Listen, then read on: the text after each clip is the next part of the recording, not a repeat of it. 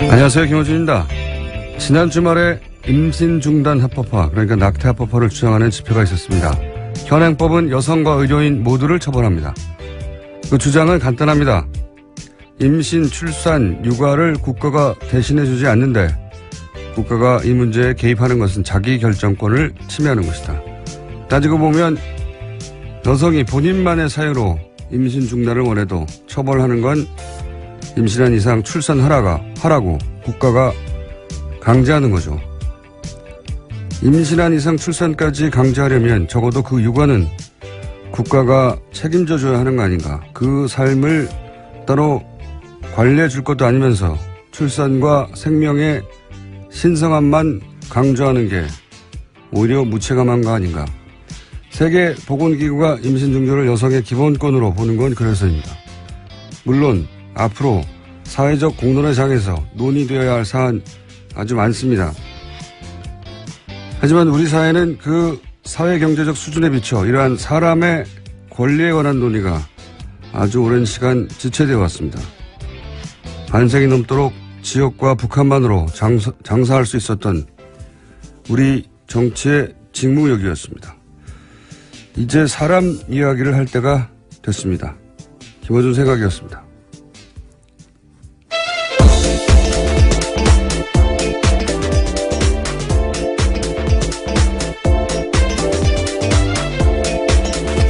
시사인의 김은지입니다.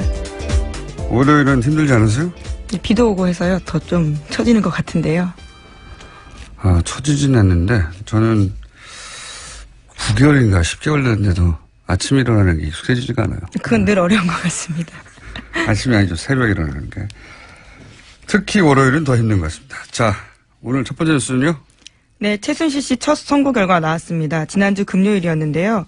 최 씨는 이화여대 입시 등과 관련해서 업무방해 등 6가지 혐의를 받았습니다. 1심 법원은 징역 3년을 선고했습니다.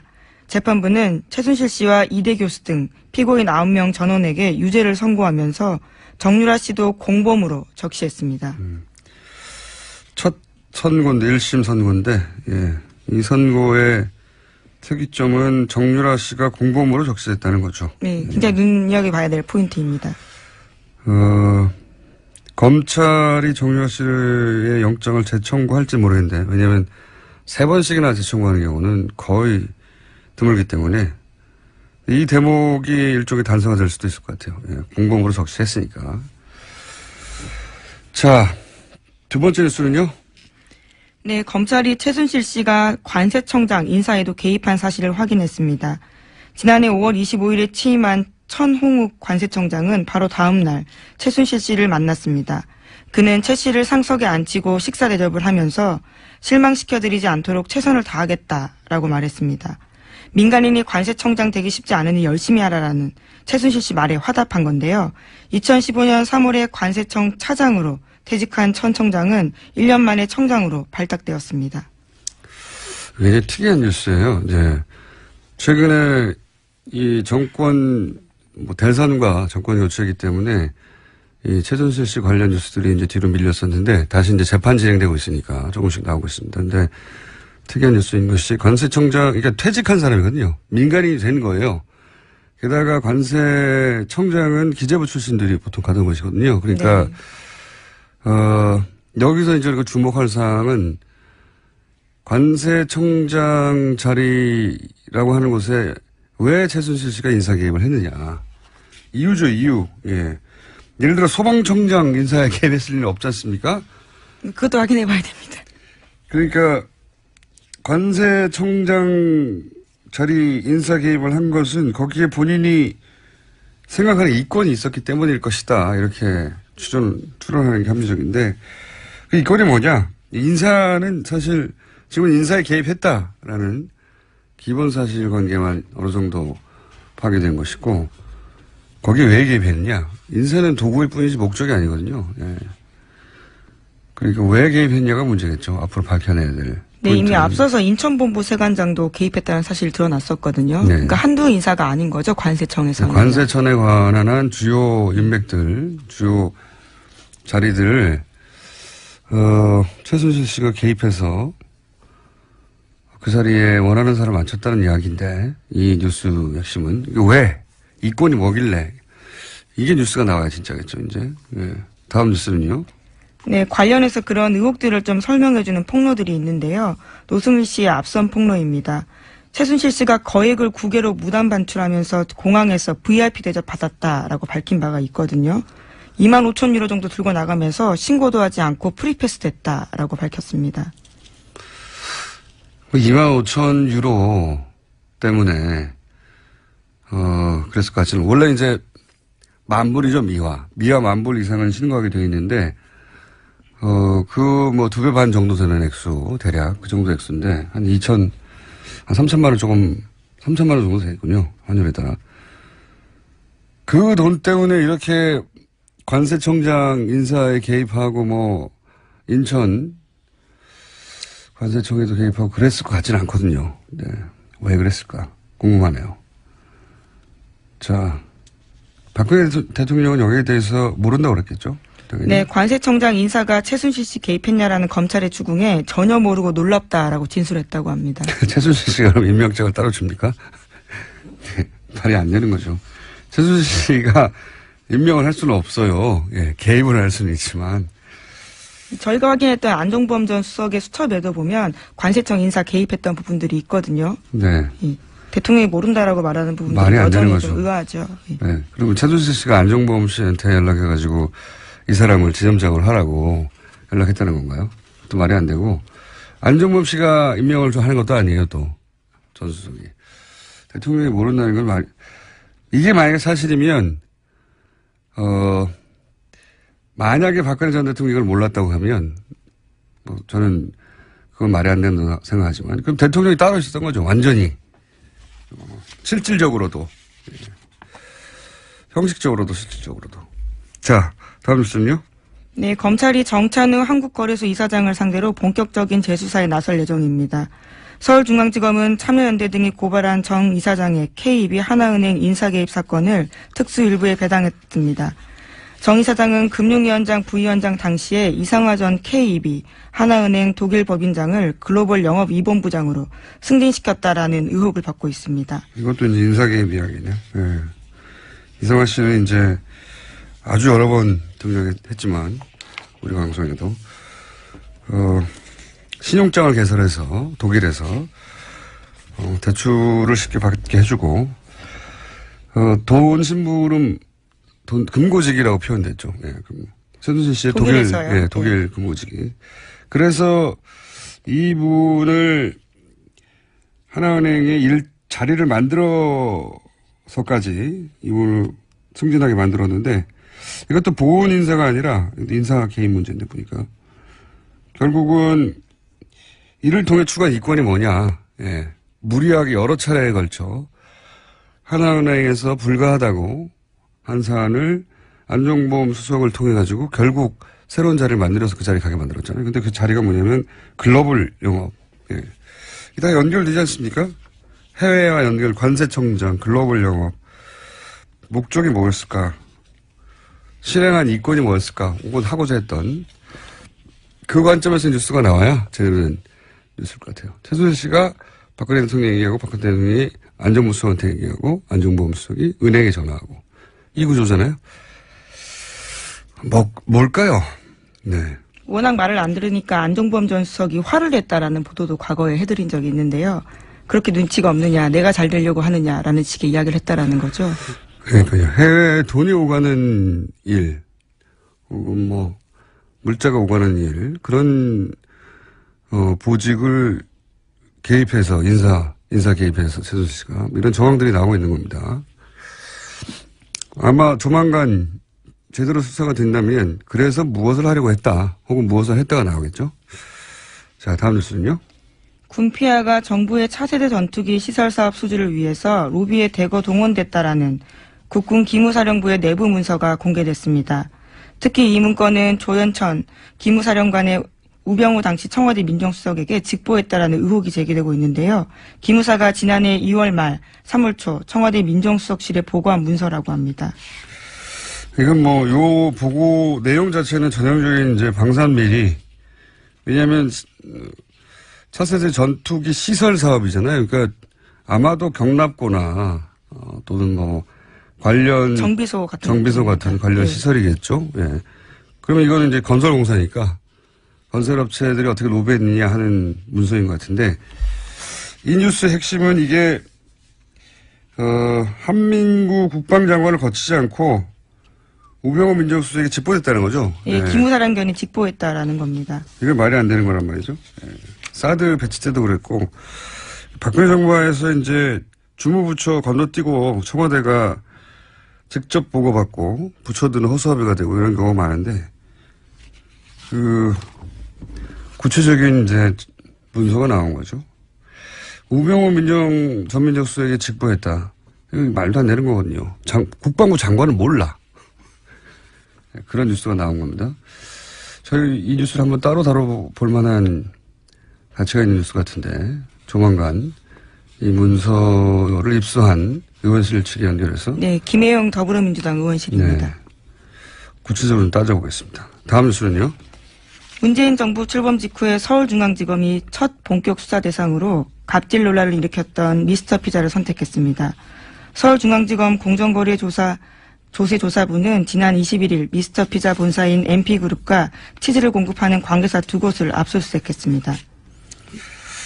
과거에는 이제 이 정치권과 연계된 수사들 이게 이제 뭐랄까요 첫 번째 타겟이거나 아니면은 이제 상징적인 사건으로 다뤘었는데 이 사건은 그러니까 일종의 생활형이에요. 내용을 들여다보면 뭐냐면은 이제 가맹점 예. 가맹점에 가맹점주들은 기본적으로 생활인들이죠. 예. 갑을 관계해서 을이라고 볼 수 예. 있죠. 을을 괴롭힌 프랜차이즈를 제대로 수사 한번 해보겠다는 거잖아요. 이런 수사들은 할 수는 있지만 과거에는 뭐 크게 큰 성과로 인정받지 검찰의 실력을 인정하는 사건이 아니었기 때문에 이런 사건이 첫 번째 수사 타겟이 되지는 않았었거든요. 그러니까 앞으로 윤석열 지검장이 타겟팅하는 비리가 어떤 것인지 이제 드러내는 상징적인 사건이죠. 예, 수사 결과는 앞으로 기대해 보겠습니다. 많은 특징이 바로 정치형이 아니라 생활형이다. 제가 보기에는. 네, 회장 자서전 대량으로 강매하라고 하고 비자금 조성 이런 것들이 있었다라고 합니다.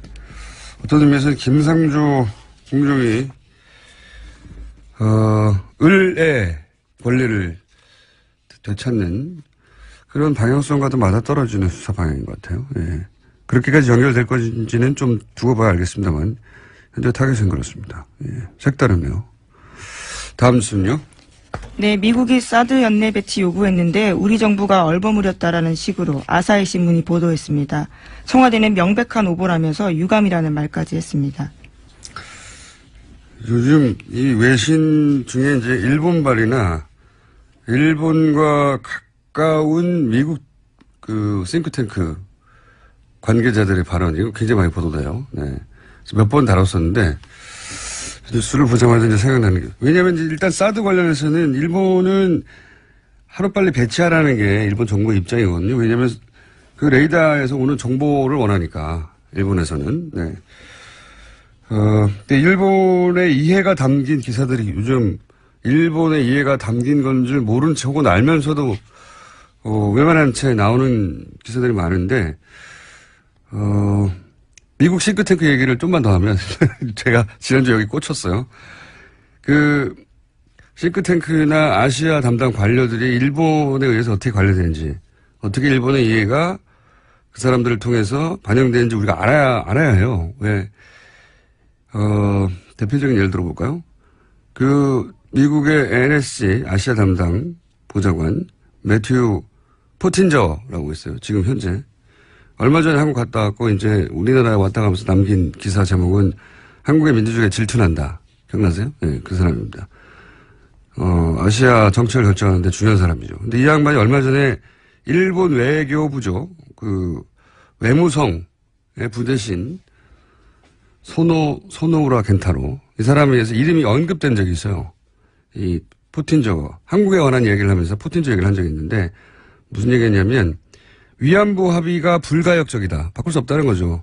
일본은 합의대로 하고 있다. 이런 말을 괜찮다고 했는데 그러면서 푸틴저도 그러한 위안부 합의에 대해서 잘 이해하고 있다. 한마디로 말해서 이 위안부 합의에 관해서 현 아시아 담당이 일본 편이다. 이런 얘기를 한 거거든요. 지난주부터 이제 계속 싱크탱크 얘기하면서 부소장 마이클 그린 얘기했지 않습니까? 일본은 아주 능통한 사람이고, 일본 통을 아주 유명한 사람이에요, 이 워싱턴에서. 일본도 인정하고, 일본 통이라고. 근데 이 양반이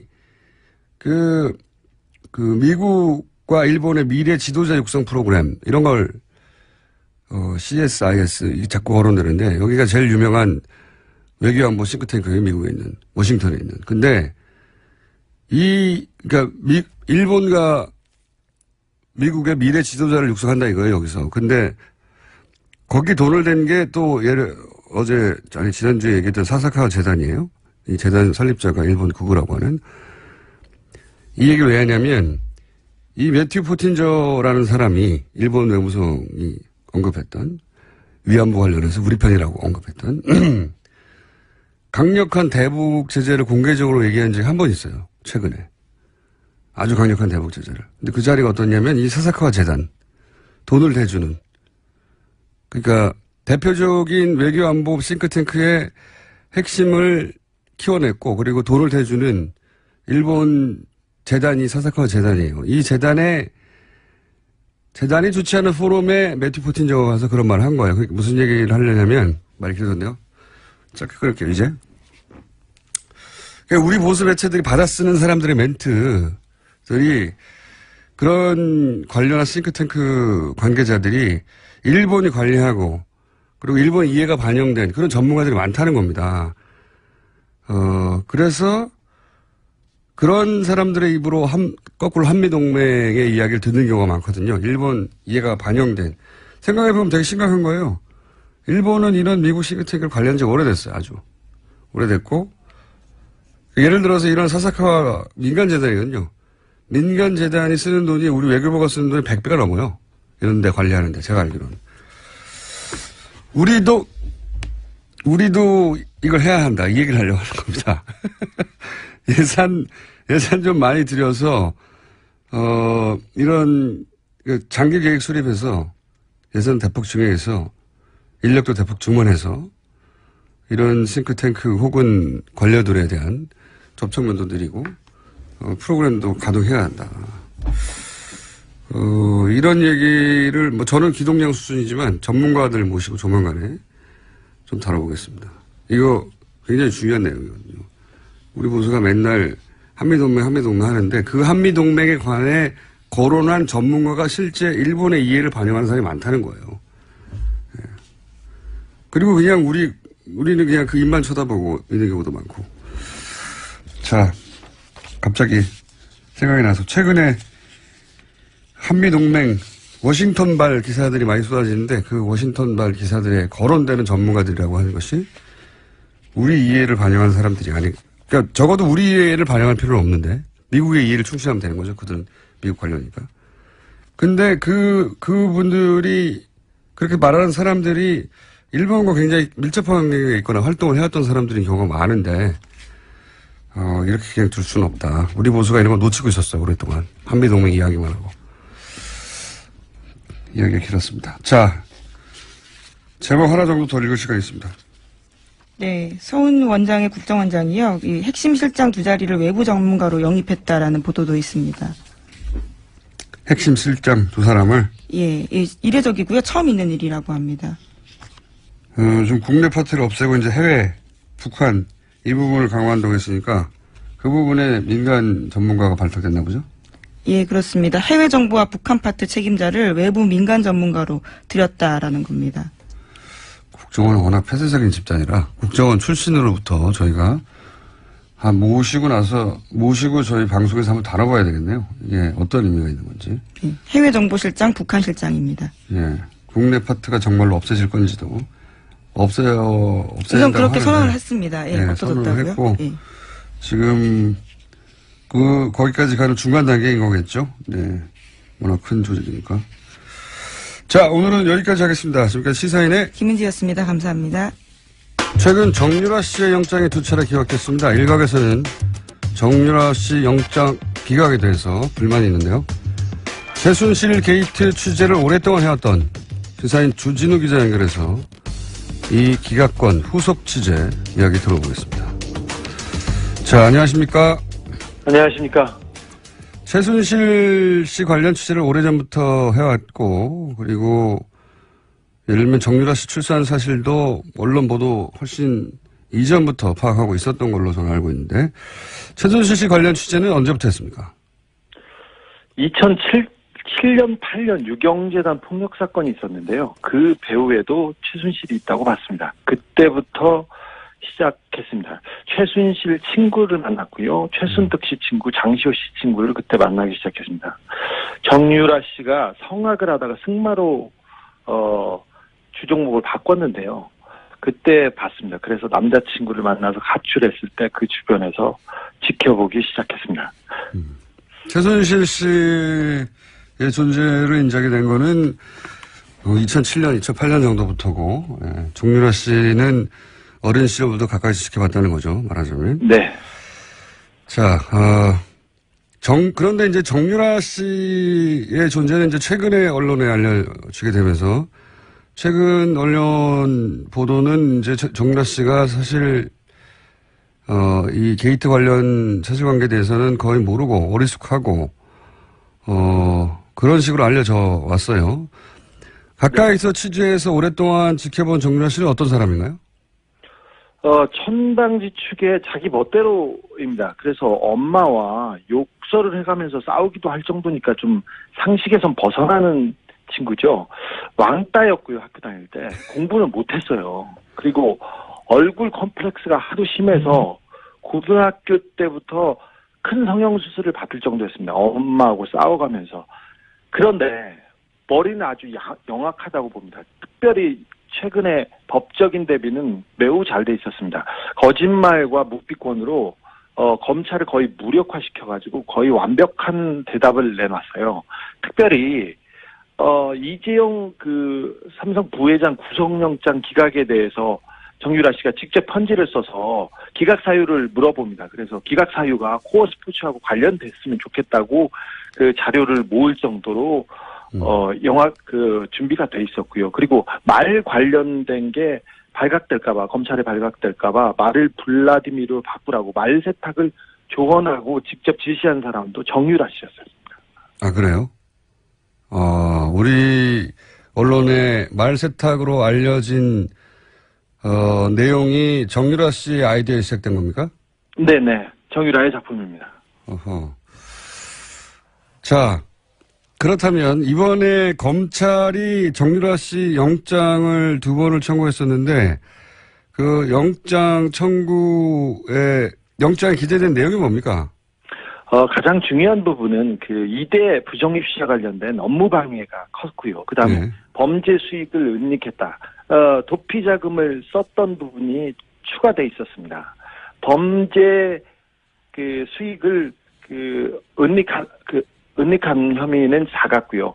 업무 방해가 좀 컸는데 그게 업무 방해, 공무원들의 공무 집행을 방해했다는 그런 혐의였습니다. 최근에 이제 1심 판결이 공법으로 났으니까 네. 재청구의 가능성이 조금 생긴 것 같긴 한데 그런데 이제 그렇습니다.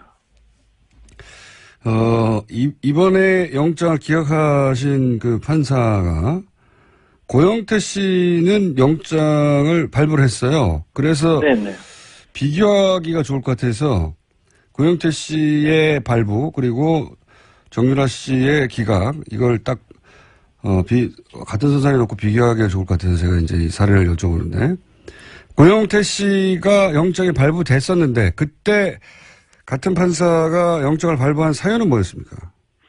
그때는 알선수재였습니다. 그러니까 인천 세관의 어떤 직원의 승진을 도와줬다는 이유로 다른 사람한테 돈을 받아요. 그 승진한 사람한테 받은 게 아니라. 그리고 그 돈을 받아서 최순실과 박근혜 대통령한테 영향을 미쳤다는 알선수재예요. 그게 그 사건이 그러니까 고영태 씨가 승진을 도와준 사람이 아니라 승진을 도와준 사람 아닌 다른 사람에게 돈을 받아서 그 돈을 받은 것으로 최순실 씨와 박근혜 전 대통령의 인사에 영향을 미쳤다. 이게 혐의예요?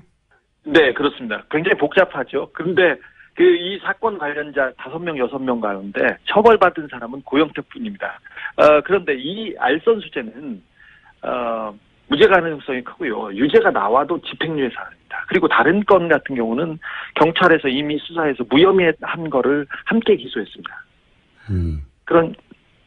그런데 발부된 사연은 뭡니까 그러면? 가장 중요한 부분은 증거인멸, 도주 우려와 증거인멸 우려가 있다는 건데요. 고영태는 검찰 수사를 도운 인물입니다. 30번 이상 검찰이 불렀을 때 가서 수사를 도왔고요. 주말에 전화를 몇 통 안 받았다고 구속영장이 청구됐어요.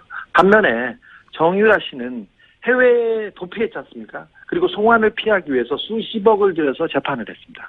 그리고 망명까지 하려고 했던 인물입니다. 그런데 같은 판사님께서 정유라는 도주 우려가 없다고 하고 고영태는 도주 우려가 있다는 이유로 영장을 발부하고 기각했습니다. 그러니까 고영태 씨 경우에 정리를 하자면 외국에 스스로 귀국해서 검찰 수사를 30여 차례 받았죠. 그리고 추석 명절 때도 검찰이 부르지 않았는데 자신이 자료를 들고 와서 사건을 밝히기도 한 게 바로 미얀마 건입니다. 예. 네. 그리고 도주 우려라고 하는데 이제 휴일날 몇 시간 정도 연락이 안 됐다. 이런 사연인 거죠. 예. 예. 그런데 도주 우려로 구속영장이 발부됐고 정유라 씨 같은 경우에는 직접 2억 원 이상 뇌물로 생각되는 범죄 수익을 수령한 거 아니겠어요? 그리고 그렇죠. 20억이죠 최소. 그러니까 본인이 지금 썼다고 하는 월급을 받았다는 것만 해도 2억이 넘으니까요. 그러니까 그리고 그 돈이 삼성에서 온 것도 정유라 씨가 알고 있었고 그리고 해외에서 도피하다가 JTBC죠. 발각돼서 구치소에 있는 동안도 제3국 국적 취득을 하려고 했고 그러다가 정권이 교체돼서 어쩔 수 없이 귀국했는데 도주 우려는 없다고 하고 그러니까 이렇게 비교하면 쉬울 것 같아요. 고영태 씨와 정유라 씨가 한 사람은 왜 구속되고 한 사람은 왜 기각됐냐 형평에 맞지 않느냐 이런 의문을 가질 수 있는데 그럼 정유라 씨 영장이 두 번째 청구됐을 때 발부될 거라고 예상했었습니까? 아니요. 기각될 가능성이 매우 높다고 봤습니다. 왜 그렇게 생각했어요? 정유라 씨는 삼성 뇌물 사건의 핵심 당사자이자 그 자체가 증거입니다. 그리고 직접 말세탁을 했다는 정황이 나왔는데 정유라가 구속될 경우 이재용 재판에 직격탄이 될 가능성이 컸습니다.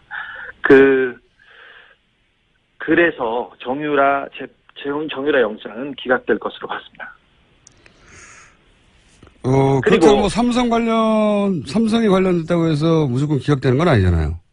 이번에 국정농단 사건을 자세히 이렇게 들여다보면 삼성 관련 영장은 계속 기각되고 있습니다. 그리고 예를 들어서 이번에 예를 들어서 승마협회 회장으로 독일로 날아가서 정유라를 직접 지원했던 박상진 사장 있지 않습니까? 이 사건을 모두 다 알고 있는 박상진 사장이 삼성전자 영장이 기각됐고요. 그다음에 이재용 부회장 주변에 통화 내용 수사를 위해서 통신영장이 청구됐었는데 거의 대부분 기각됐습니다. 그리고 이재용 구속을 앞두고 고위 검사와 우병우 전 수석의 통화 내역 조사도 영장 기각으로 막혔습니다. 통신영장은 대개 수사를 위해서 내주는데 삼성 관련해서는 기각되고 있습니다. 이재용 부회장만 구속이 됐을 뿐 관련자들이나 혹은 통화 내용은 계속 기각되어 왔다. 삼성 관련은. 네, 그렇습니다. 그래서 삼성 관련 집행들이 잘 안 되고 있어 왔기 때문에 정유라 씨는 삼성의 뇌물을 수수한 직접 당사자라서 영장이 발부되기 어렵지 않겠냐 예상했었다. 네, 그리고 이번에 영장 판사가 판사의 동생이 삼성 관계사에서 고위직으로 있었습니다. 그것도 변수 중에 하나라고 저는 보고 있습니다. 아, 그래요? 예. 우리 삼성이 뭐 워낙 큰 회사라서 많은 사람들이 근무하기 때문에 삼성의 동생이 일하고 있다는 것만으로도 직접 관련성을 찾기 어렵지 않습니까? 그런데 그 동생이 삼성전자 전략기획실에서 이재용 재판을 담당하는데 대비하는데 핵심 역할을 하고 있습니다. 그리고 삼성이 지금 전방위로 뛰고 있는데 거기에 컨트롤 타워에 이 영장 판사의 동생이 있습니다. 그거는 의심해 볼 만하네요. 네. 아하. 지금 그러니까 두 번째 영장을 기각한 판사의 동생이 하필 삼성전자에 하필 전략기획팀에 하필 이재용 부회장 사건을 담당하는 부서에 있다는 거죠? 그렇습니다. 그래서 이재용 재판, 그러니까 삼성 재판의 핵심 당사자를 삼성과 관련 있는 사람의 형이 판결을 한다, 재판을 한다, 이게 좀 이해가 되지 않는데 그래서 공보판사 법원에 물어봤습니다. 그런데 워낙 광범위한 사건이고 그렇게 또 영향을 미치거나 그러지는 않을 거라고 이렇게 원론적인 대답을 내놨습니다. 뭐 의심을 가질 만한 연결고리긴 하네요. 하필이면 그 해당 회사의 해당 부처의 해당 업무 관련자라면 네, 동생이 그렇다는 얘기는 또 처음 들어보네요. 알겠습니다. 그럼 만약에 이제 지금 전체적인 의구심은 정유라 씨가 영장이 발부되지 않았던 것은 이것이 하필이면 정유라 씨 구속이 이재용 부회장 뇌물죄 입증에 굉장히 중요한 역할을 할 것이기 때문이다. 할 것이기 때문이다. 이렇게 해석한 거잖아요. 그럼 만약에 예, 그렇습니다. 정유라 씨가 실제 구속이 된다면 이재용 부회장 뇌물죄 입증이 훨씬 용이해지는 겁니까?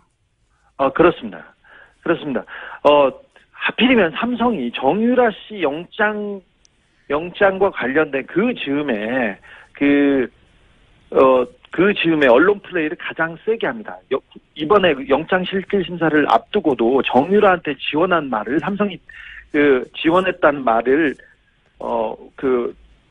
독일에서 가지고 들어왔어요. 그래서 삼성 말이 맞다. 그리고 정유라는 관련이 없다. 이런 얘기를 계속해서 플레이를 직접 그렇죠. 삼성이 나와서 했습니다. 그래서 그렇죠. 맞습니다. 정유라 씨의 영장 기각을 가족뿐만 아니라 삼성 측에서 굉장히 즐거워했습니다. 그때 한 고비를 넘었다고 이렇게 봤습니다. 그래서 이 부분이 계속해서 가장 중요한 정유라 구속이 가장 중요한 삼성 재판의 단서로 작용될 것으로 봅니다. 삼성 측에서 정유라 영장 기각을 내부적으로는 반가워했다. 네, 그렇습니다. 여기를 위해서 저는 언론 플레이를 계속 나섰다고 보고 있습니다. 알겠습니다. 오늘 여기까지 듣겠습니다. 이 추가 취재는 계속 하고 있는 걸로 아는데 네. 조만간 다시 한번 연결하겠습니다. 오늘 말씀 감사합니다. 네. 지금까지 시사인의 주진우 기자였습니다. 주진우 기자하고 인터뷰만 하면 저는 어색해요. 자, 두 번째 인터뷰입니다. MBC에서 예능 프로를 만드는 PD들, MBC 예능 프로는 유명하죠. 그 PD들이 나서서 김장겸 MBC 사장의 퇴진을 요구했습니다. 그러면서 공동성명을 발표했는데 이 공동성명 자체가 화제입니다. 성명 제목이 이제 그만 웃기고 회사를 떠나라 인데, 자, 웹툰으로 MBC를 비판했다가 그래서 해고됐다가 다시 소송을 통해 복직한 분입니다. MBC 예능국의 권성민 PD 전화 연결되어 있습니다. 안녕하세요. 네, 안녕하세요. 자, 예능 PD들 단위로 성명서를 발표했어요. 노조가 아니라. 이렇게 따로 예능 PD들이 모여서 성명서를 발표한 이유가 뭡니까? 지금 저희 예능 PD 말고도 이제 사실 거의 대부분의 직군들이 다 이제 나서서 성명을 발표하고 있는데요. 예. 직군별로 이렇게 하는 이유가 뭐냐 이거죠? 네, 그러니까 방송사라는 조직 자체가 워낙 조직이 다르면 완전히 다른 회사를 다니고 있는 것처럼 느껴질 정도로 되게 다양성이 많은데, 그래서 그만큼 저희가 경험하는 회사의 탄압이나 이런 상황들에 대해서도 좀 많이 다르고요. 근데 이제 노조라는 단일 창구로 통해서 이렇게 얘기를 하면 그런 다양성들이 많이 희석이 되잖아요. 그래서 그렇죠. 아하. 예, 저희들이 좀 자발적으로 우리 얘기들을 좀 했으면 좋겠다라는 공감대들이 많이 지금 형성이 돼서 그렇게 지금 이어지고 있습니다. 알겠습니다. 저도 이제 성명서를 봤는데 성명서 같지가 않더라고요. 재밌어요. 짧고 재밌는데, 예능 PD라 역시, 성명서도 색다르다 했는데, 내용을 잠깐 읽어보면, 사람들 웃기는 방송 만들려고 예능 PD가 됐는데, 회사가 그거 만들려고 뽑아놓고 자기들이, 회사가 정작 웃기는 짓을 다 하고 있다. 이제 그만 웃기고 회사를 떠나라. 이런 성명서는 어떻게 만들게 된 겁니까? 예능 PD들이 모여서 머리를 모은 건가요? 아니면 한 사람이 만든 겁니까? 평소에 저희들끼리도 참 얘기 많이 하기도 하고요. 회사 바깥에서도 사실 많이 얘기하잖아요. MBC 뉴스가 망가진 걸 보면서 뭐 유명한 것들 많이 있지 않습니까? 왜 비 오는 날은 소세지 빵이라든지 뭐 알통 크기가 굵을수록 보수성에 강하다든지 이런 거 보면서 저희도 진짜 뉴스 예능 다 한다, 그런 얘기 평소에 그냥 워낙 많이 하고 있어서. 예능 PD들이 뉴스 보면서 뉴스가 예능을 다 하고 있다. 네, 이제 좀 쪽팔린다, 이런 얘기도 많이 하고. 그래서 워낙 저희들이 뭐 일상적으로 하던 얘기라서 사실 엄청 새로운 발상은 아니었고요. 그래서 성명서라고 해서 이제 엄청 꼭 비장하기보다는 이제 좀 이렇게 너무 블랙 코미디 같은 이런 상황에 대해서 짚어주는 게 또 예능 PD들 답은 성명서가 될 수 있지 않을까 해서 이제 이런. 알겠습니다. 많이 했죠. 네. 자, 그러면 예능 PD들은 사측의 어떤 문제를 피부로 느끼고 있나요? 물론 이제 MBC 말고도 전 정권 하에서 거의 대부분의 이제 방송사들이 비슷한 경험을 했을 텐데요.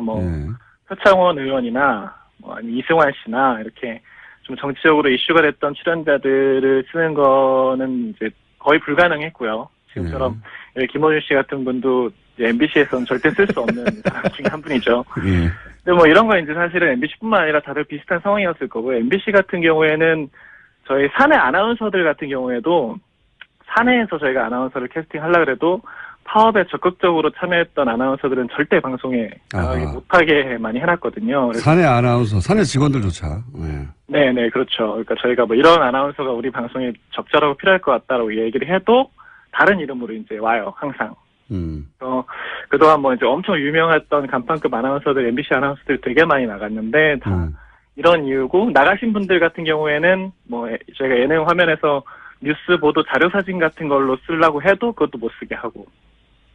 그래서 뭐 그런 섭외 간섭 되게 일상화되어 있고요. 그다음에 실질적으로 제작비 같은 것도 굉장히 많이 압박을 심하게 하는데, 진짜 타사 예능 프로그램 제작비에 비하면 저희가 정말 말할 수 없는 숫자를 가지고 계속 제작을 하고 있거든요. 그래서 하도 압박이 심해가지고 뭐 저희는 이제 코디 하나 줄이고 카메라 하나 안 쓰고 이러면 뭐 10만 원, 15만 원씩 아껴요.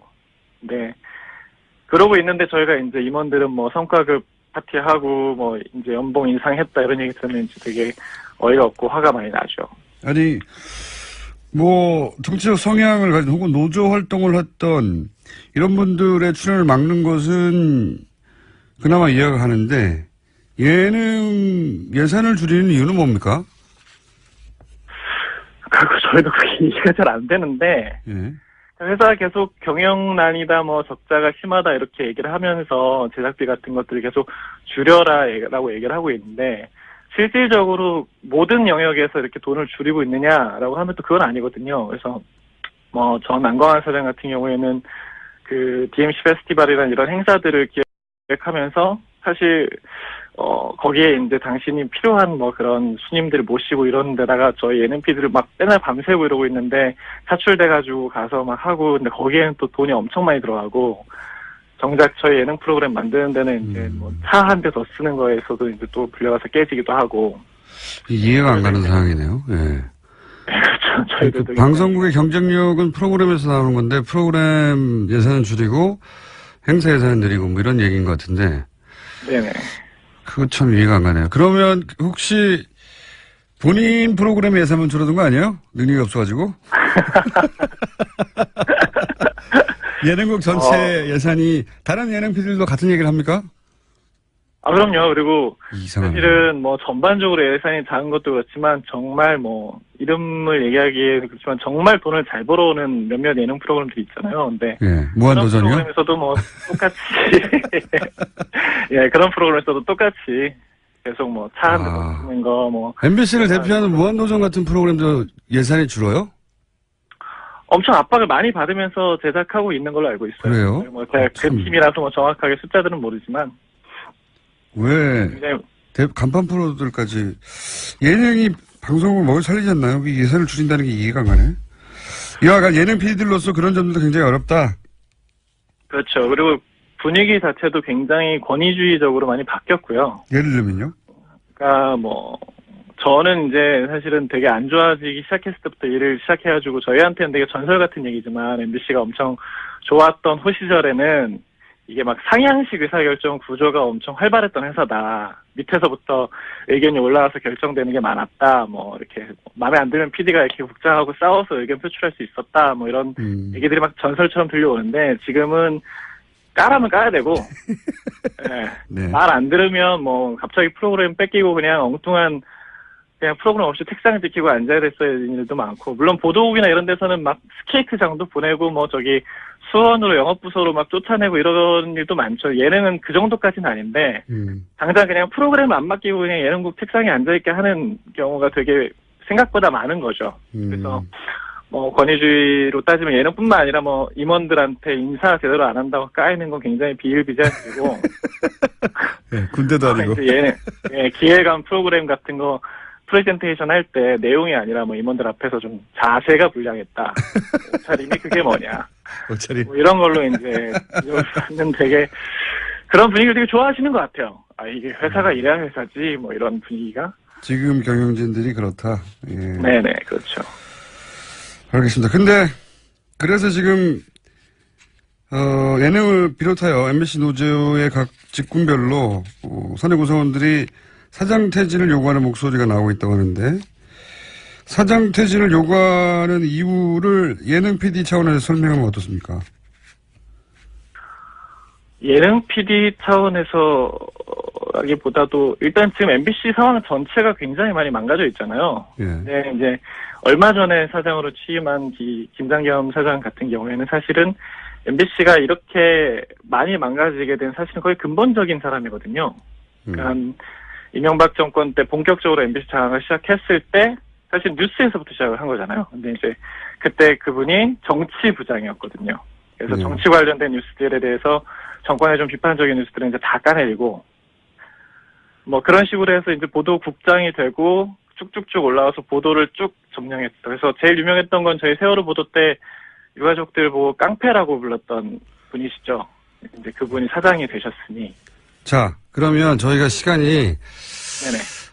1분밖에 안 남아서 그럼 MBC 구성원이 바라는 뭐 MBC 뉴스데스크에 대한 자괴감도 있을 것이고 이명박 박근혜 정부를 거치면서 MBC 내부 구성원들이 느낀 좌절감도 있었을 텐데 MBC 구성원이 원하는 해법은 뭡니까? 어떻게 해결되길 바랍니까? 1분 내에 설명해 주세요.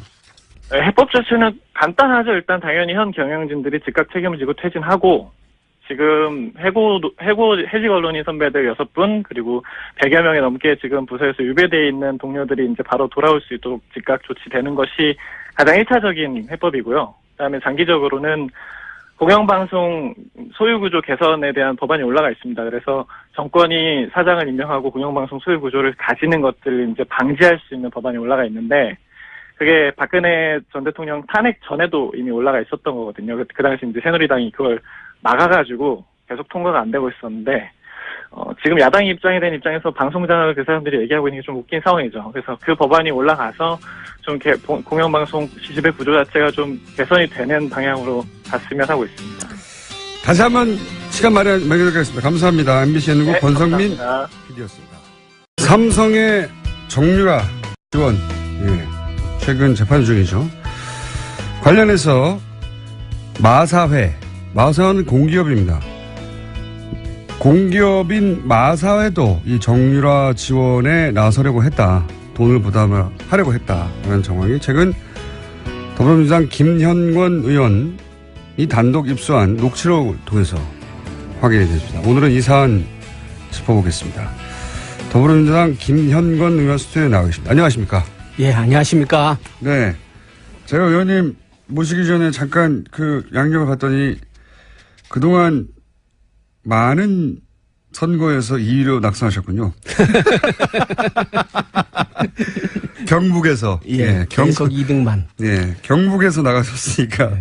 열린우리당으로 나가셨고 민주통합당으로 나가셨고 계속 2위 하셨습니다. 2위 하셨고 드디어 의원이 되셨는데 자, 근데 그것보다 더 재미있는 양력은 낯익지 않은 분이라 제가 잠깐 설명드리는 겁니다. 청취자 여러분들에게. 굉장히 반가운 그 경력이 하나 있어요. 의성 한우협회 회장님을 하셨어요. 예. 예. 굉장히 친감이 듭니다. 갑자기 한우협회 회장님. 예. 그리고 의선 마늘 명품 사업단 단장님도 하셨고요. 예. 예. 이 한우와 마늘은 굉장히 좋은 궁합이죠. 그렇죠. 그래서 의성 마늘소. 예. 마늘 먹인 소를 브랜드화했죠. 예. 그 내용은 저희가 방송 끝나고 난 다음에 심도 깊은 대화를 나누는 어떤 한우가 좋은 한우인가.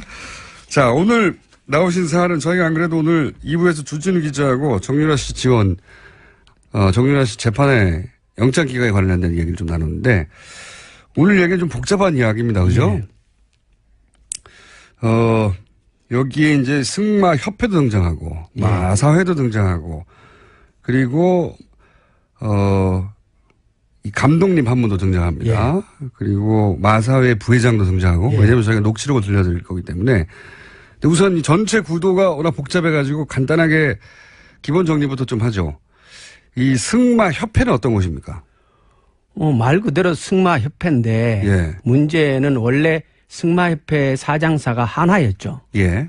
그러다가 한화가 그러니까 이제 그러니까 정유라에 대한 승마 지원이 원활치 부족하다. 않다. 예, 원활하지 예, 않다. 이렇게 판단을 하고 2015년도 3월 달에 예. 회장사를 삼성으로 바꾸죠. 삼성전자. 예, 삼성으로 바꾸고 예. 그때부터 이제 본격적으로 일이 진행되는데요. 예. 그 회장사를 바꾸기 전에 2014년도 9월 달에 예. 대구에서 창조경제혁신센터 개소식 있는 자리에서 예. 박근혜 대통령하고 삼성 이재용 부회장하고 거기서 예. 만나는데 예. 거기에서 박근혜 대통령이 그 삼성 보고 사장사를 맡아달라라고 예. 정식 요청을 하게 됩니다. 네. 예. 그래서 실제 삼성이 회장사가 되고 승마협회 삼성전자 박상진 사장이 승마협회 회장이 되죠. 그렇죠. 예. 보면은 승마협회의 사장도 삼성 사람이 되고 예. 부회장도 삼성이고 그렇죠. 그리고 총무이사도 삼성을 하고 있고 전무란 직책이 있어요. 예. 전무란 직책은 승마협회 업계 사람이 계속합니다. 네. 그러니까 초기에는 전무를 박원호라는 분이 하는데 이분도 이제 거론될 만한 분입니다. 앞으로. 예. 예. 박원호라는 분이 하는데 이분은 정유라가 어릴 때부터 승마 배울 때 그것을 옆에서 이렇게 지도한 사람이고 승마 후견인입니다. 이렇게 불리죠. 예. 예. 그렇기 때문에 박원호와 최순실은 일찍부터 아주 가까웠던 사이인 거고 네네. 대표적인 최순실 사람으로 꼽히는 사람이 박원호고 지금 틀어졌습니다. 예, 지금 틀어졌죠. 예. 그러니까 그 틀어지게 된 게 사실은 여러 가지 얘기가 쏟아져 앞으로 이제 나오고요. 오늘 예, 예. 지금 얘기할 내용 중에 예. 일부가 들어가는데 예. 자, 그러니까 승마협회는 원래 하나였는데 바꿉니다. 삼성으로. 예, 예. 그리고 이 승마협회를 통해서 정유라 지원을 하게 되는 이렇게 핵심적인 협회죠. 그렇죠. 핵심적인 부분입니다. 자, 그러면 또 마사회는 뭐냐? 마사회는 그야말로 경마를 주관하기도 하는 공기업입니다. 예. 그렇죠. 이 공기업 여기는 또 어떻습니까? 공기업인데요. 현명관이 사장이죠. 현명관 회장이 예. 이전 회장이죠. 예. 그러니까 이제 바뀐 거죠. 바뀐 거죠. 건데 예. 국정농단 그러니까 그 소위 탄핵 정국에서 저기 누굽니까? 그 대리 총리 대행 예, 예. 저 갑자기 이름 생각이 나네요. 황교안 대행이 되자마자 가장 먼저 한 일이 마사회 회장을 바꾸는 거였습니다. 그때는 이제 현명관이 더 이상 마사에 버티고 있을 상황이 못 되어서, 그러니까 이제 이게 그러니까 재임용이 안 되는 거죠. 네, 안 되는 재임용이 건데. 안 되는 거고 이 최순실 게이트가 진행되고 정유라에 대한 말 지원이 쭉 이루어지는 그 긴 기간 동안 예. 계속 마사회의 회장은 현명관이었고 네. 그 마사회의 회장 중에 아주 막강한 회장의 지위를 누렸던 사람이 현명관인데 네. 현명관이 언제 취임을 하냐면 2013년도 말에 취임을 합니다. 네. 그러니까 아주 일찍 취임하는 거죠. 네. 박근혜 정부 일찍 취임을 네. 하고 그때 당시 취임할 때부터 예. 현명관이 가는 거에 대해서 그 당시 기사들을 뒤집어 보면은 네. 박근혜 대통령과의 관계가 기사에 일부 나오고요. 예. 왜 그러냐면 그때 현명관이 갈 거라고 아무도 예상을 못했어요. 그 이례적인 인사였고. 이례적인 인사였어요. 이분도 삼성물산 회장 출신입니다. 대표적인 삼성맨이죠. 예, 삼성맨. 예. 예, 박근혜 캠프의 핵심 인사였고, 삼성맨이었고, 심지어는 김기춘 비서실장, 다음 비서실장이 현명관 회장이 될 것이라고. 여러 번 거론됐죠. 예. 그러니까 그러니까 김기춘 비서실장 다음으로 거론됐으니까 핵심 중에 핵심이죠. 예, 예. 역시 삼성맨입니다. 예. 이제 승마협회는 그렇고 마사회는 그렇습니다. 그리고 이제 오늘 녹취록에 등장할 분이 두 분인데 한 분은 마사회 부회장이고요. 그렇죠. 예. 김영규. 예, 부회장이고 또 한 분은 박재홍 감독이라는 분입니다. 예. 이 박재홍 감독의 입을 통해 가지고 예. 여러 가지 우리가 몰랐던 사실이 오늘 드러나게 되는 건데 이 박재홍 감독 좀 설명해 주십시오. 그러니까 승마 선수, 그러니까 장애물 분야 승마 선수고 올림픽의 메달권에 진입 가능한 예. 대표적인 선수. 우리나라에서 이 예. 업계에 굉장히 유명한 예. 네, 선수 출신인데 선수 출신이고, 그러니까 아주 그 촉망받는 선수였고, 그리고 마사회의 감독직을 하고 있었죠. 네. 2007년도부터 감독직을 쭉 하고 있었고요. 예. 선수이자 감독을 하고 있었던 겁니다. 그렇죠. 마사회에서 감독을 하고 있었죠. 그리고 이 박재원 감독이 그러니까 2015년도 본격적으로 이제 독일에서 이 정유라에 대한 승마 지원이 될 때 예. 그때 2015년도에 박재원 감독이 3번에 걸쳐서 독일에 파견이 됩니다. 예. 그 이유는 도쿄 올림픽에 대비한 현지 훈련 시스템을 갖추는 건데 네. 구체적인 임무는 말 구입하고 예. 그 지원하는 그런 임무를 가지고 독일에 파견이 되는데 거기서 이제 갔다 오고 하는 과정에서 문제가 생기고 그러면서 이제 여러 가지가 나옵니다. 그러니까요. 마사회의 감독인데 실제로는 정유라 선수를 지원하려고 독일에 파견이 되는 거죠. 그렇죠. 예. 마사회 공기업의 국가대표이고 공기업의 감독인 사람이 정유라라고 하는 한 개인 때문에 예.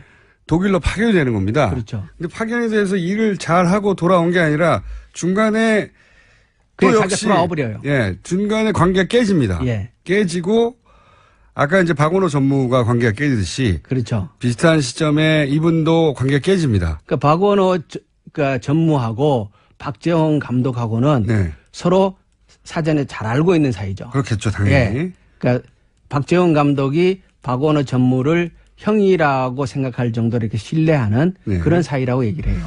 승마협회의 박원호 전무 그리고 마사회의 박재영 감독. 예. 이 두 분이 사실은 독일에 가서 실제 정유라를 어떻게 지원했는지를 눈으로 직접 보고 겪은 아주 드문 몇 분 중에 한 분입니다. 그렇죠. 예. 그러니까 승마 쪽에서 정유라를 지원하는 그러니까 전문적인 역량과 실무를 실질적으로 관여했던 사람들이죠, 이 사람들이.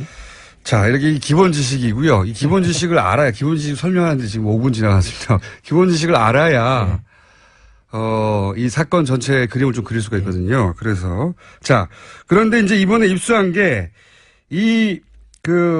마사회 감독이자 독일에 가서 정유라 씨 개인을 지원하러 간 이 박정훈 감독이, 돌아오고 나서 마사회의 부회장과 통화한 내용을 이제 앞으로 지금 소개하려고 하는데 예. 기본적으로 어떤 대화 내용이 있는 겁니까 이 안에? 그러니까 이게 한 전화 통화 내역이 한 30분 되는데요. 네. 그때 이제 그 박재홍 감독이 독일에 갔다가 일방적으로 돌아와요. 예. 돌아오고 나서 심할서라는 거를 쓰게 되는데. 심할서를. 그러니까 이 심할서가 왜 중요하냐면 처음에 이제 2015년도 그 얘기들이 언론에 부분적으로 거론되고 저희들한테도 여러 가지 이 정보들이 들어오는데 계속 얘기들은 들어오는데 그와 관련해서 이것이 진실이다라는 것을 입증할 수 있는 뭔가가 없었던 거예요. 구체적 물증이 없었는데. 구체적 물증이. 그런데 박재원 감독이 그때 심할서를 썼다라는 얘기를 저희가 들었단 말이에요. 그래서 이 심할서를 찾아내기 위해서 무지 노력을 했어요. 이게 일단 심할서를 확보를 하게 되면은 마사의 심할서. 마사의 심할서를 확보를 하게 되면 경위서거든요. 이걸 확보를 하게 되면은 여러 가지 얘기들의 물증을 최초로 확인하게 되는 거니까. 그런데 그 어려운 과정을 거쳤지만 결국 그걸 확보를 해요, 저희가. 그러니까 경위서를 확보를 해서. 경위서를 확보하셨고. 그거를 공개를 하게 되는데, 이게 공개가 되고 여러 가지 얘기가 나오니까, 마사회 부회장인 김영규 씨가, 박재원 감독에게 전화를 해서, 도대체 이 심할서가 왜 돌아다니게 되느냐. 이 얘기는 당신과 나밖에 모르는 얘기인데. 내부 이야기가 밖으로 어떻게 나갔냐. 이 얘기를 따지는 게 전화의 전부분이에요. 앞부분에. 앞부분에. 야, 이거 마사의 내부 사정인데 이게 어떻게 밖으로 나간 거야. 어떻게 나갔냐. 그 얘기는 다시 얘기하면 박재홍 당신이 얘기 안 했으면 이게 나갈 일이 없는데 어떻게 나갔냐. 이 얘기를 한참 해요. 그러니까 박재홍이 억울하잖아요. 그렇죠. 자기는. 그래서 박재홍이 무슨 얘기를 하냐 그러면 내가 독일에 가서 일을 진행을 하다가 이게 잘못 들어가고 있다는 판단을 해서 판을 깨고 돌아왔다. 그랬기 때문에 마사회가 최순실한테 60억이라는 돈을 결국 안 주게 된 거다. 그러니까 이게 내공이다는 거죠. 내가 판을 깨고 돌아왔기 때문에 마사회가 더 이상 어려운 지경에 빠지지 않았다라고 얘기를 하는데 그 얘기를 받고 김영규 부회장이 그 60억이라는 돈이 나오니까 아니다. 60억이 아니고 맨 처음에는 650억을 내놓으라 그런 거다. 그러면서 이제 이 승마협회가 그렇죠. 마사회한테 뭘 요구했는지가 나오는 거죠. 그렇죠. 그러니까 승마협회가 마사회에다가 처음에는 650억이라는 돈을 지원해라라고 얘기를 했는데 말도 안 된다. 김영규 부회장이 잘랐다는 거죠. 그러니까 150억으로 줄었다가 60억으로 줄었다가 최종적으로 24억이란 돈을 지원하는 걸로 의견이 모아졌고 그것을 현명관 당시 회장에게 보고를 했었다라는 얘기가 이 대화에서 나오는 거예요. 저희가 녹취록을 다 틀어드릴 수는 없을 것 같고요. 워낙 30분짜리니까 지금 말씀을 요약하면 이런 겁니다. 박재원 감독이 독일에 갔다가 돌아와요. 왜 돌아오는지 조금 더 설명드리겠고 돌아오는데 돌아오고 나서 왜 돌아오는지 왜냐면 그때 이제 국정농단에 관련된 최순실 관련된 사안들의 진실을 파헤치려고 노력하고 있었거든요. 많은 분들이. 그래서 심할서를 확보했어요. 근데 그 박재원 감독 심할서에는 관두게 된 전후 사정이 있을 것 같아서. 근데 이게 왜 돌아다니냐? 그러면서 이제 부회장이 전화를 한 거죠. 그렇죠. 박재원 감독이. 그런데 박재원 감독이 나를 자르면 어떡하냐. 그러면서 내가 공을 세웠는데 그 공이 뭐냐. 나 때문에 돈을 안 쓰게 된 거 아니냐. 그렇죠. 마사회는. 이 말은 뭐냐면 박재원 감독이 안 돌아왔으면 마사회에서 정유라 지원 금액이 60억은 나갔을 것이다. 그렇죠. 60억이 안 나가게 내가 해줬는데 왜 나를 자르냐. 그렇죠. 이런 항의를 한 거죠. 이런 항의를 하니까 아니 그게 원래 60억이 아니고 원래는 650억이었다가 그러니까 이 650억이라는 건 승마협회가 마사에 요구한 돈입니다. 정유라 지원하라고. 이런 일이 있었던 거죠. 그게 밝혀지는 거죠. 그렇죠. 처음에 650원이었다가 나중에 이제 150억으로 줄고 그다음에 60억으로 줄고 그래서 결국 우리 24억 하려고 했던 거야. 24억 원. 24억이든 60억이든 승마협회 요구로 마사회가 둘 다 삼성맨이라서 그런지 마사회가 정유라 지원 프로그램을 갖고 있었다는 거죠. 그게 드러나는 게 하나고요.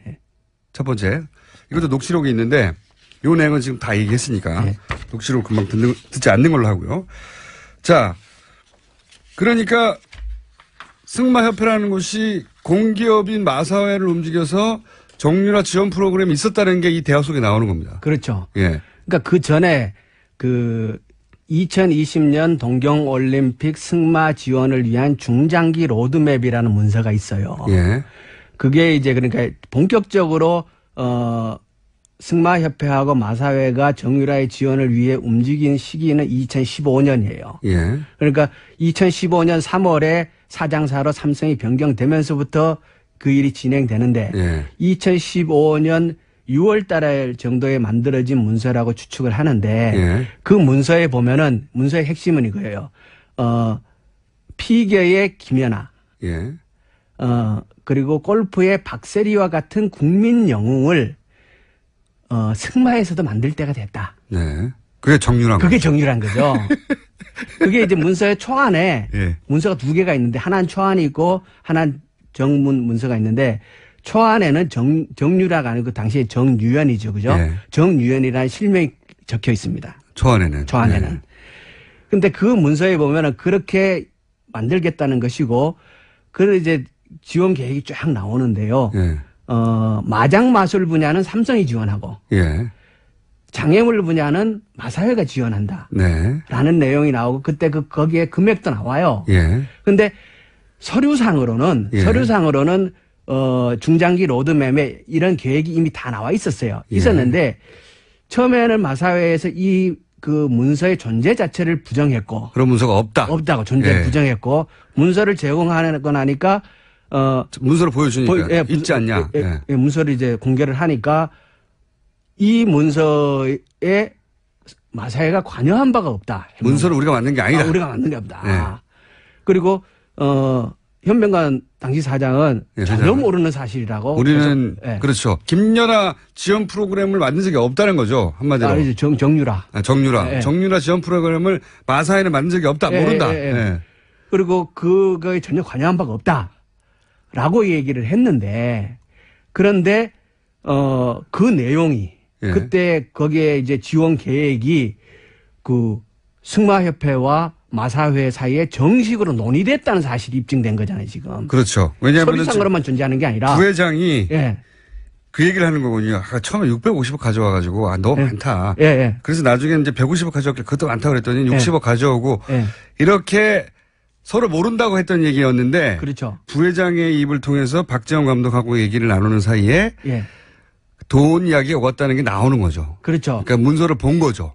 알았던 거죠. 그러니까 문서의 사실이 현실화된 거였죠. 현실화된 거죠. 거고. 예. 그리고 그때 김영규 부회장을 찾아왔던 사람이 누구냐면 승마협회의 황성수 부회장하고 김종찬 전무하고가 김영규 부회장하고 그 협의들을 한 거예요. 예, 예. 그러면 황성수는 누구냐? 그 승마협회에서 삼성맨이에요. 예. 황성수도. 예. 그러니까 삼성이 직접 개입해서 그 일을 한 거죠. 아니 뭐 그건 너무 당연한 거고요. 다 삼성입니다. 예. 지금 승마협회도 마사회도 다 그 머리들이 삼성이고 실무 일을 하는 사람도 다 삼성이었던 거죠.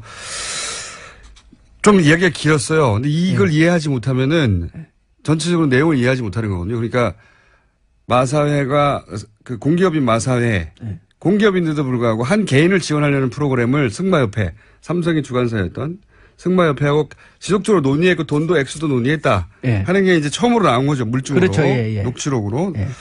그리고 두 번째는 그럼 왜 갔냐? 이 박정 감독이 그 독일에 왜 갔냐? 예. 이거는 아예 녹취를 먼저 들어보겠습니다. 녹취록을 먼저 들어보죠. 솔직하게 팩트만 이야기하자면은 독일 간 것도 제가 가고 싶어서 간 겁니까? 회장님이 가라고 해서 간 거 아닙니까? 갔다 왔더니 제가 거기에서 계약을 하자고 했을 때도 제가 노를 하고 온 이유 중 하나가 최순실 쪽에서 뭐가 문제가 있으니까 내가 노를 한 거 아닙니까? 들어왔더니 회장님이 막무가내로 무조건 사표를 내라고 한 거 아닙니까? 결국에는 최순실의 압력에 의해서 박정희를 잘린 거 아닙니까? 솔직하게 까갖고 이야기하자면은요. 우리는 그걸 어떻게 해서 감추고 박 감독에 대해서 그런 문제가 명예가 훼손되지 않도록 국가대표 감독을 하기 위해서 본인이 스스로 마사회하고 이중 일을 할 수가 없기 때문에 그만둔 걸로 모든 걸 그렇게 정리를 하고. 자, 그러면 여기서 이제 박재홍 감독은 이런 얘기를 하는 겁니다.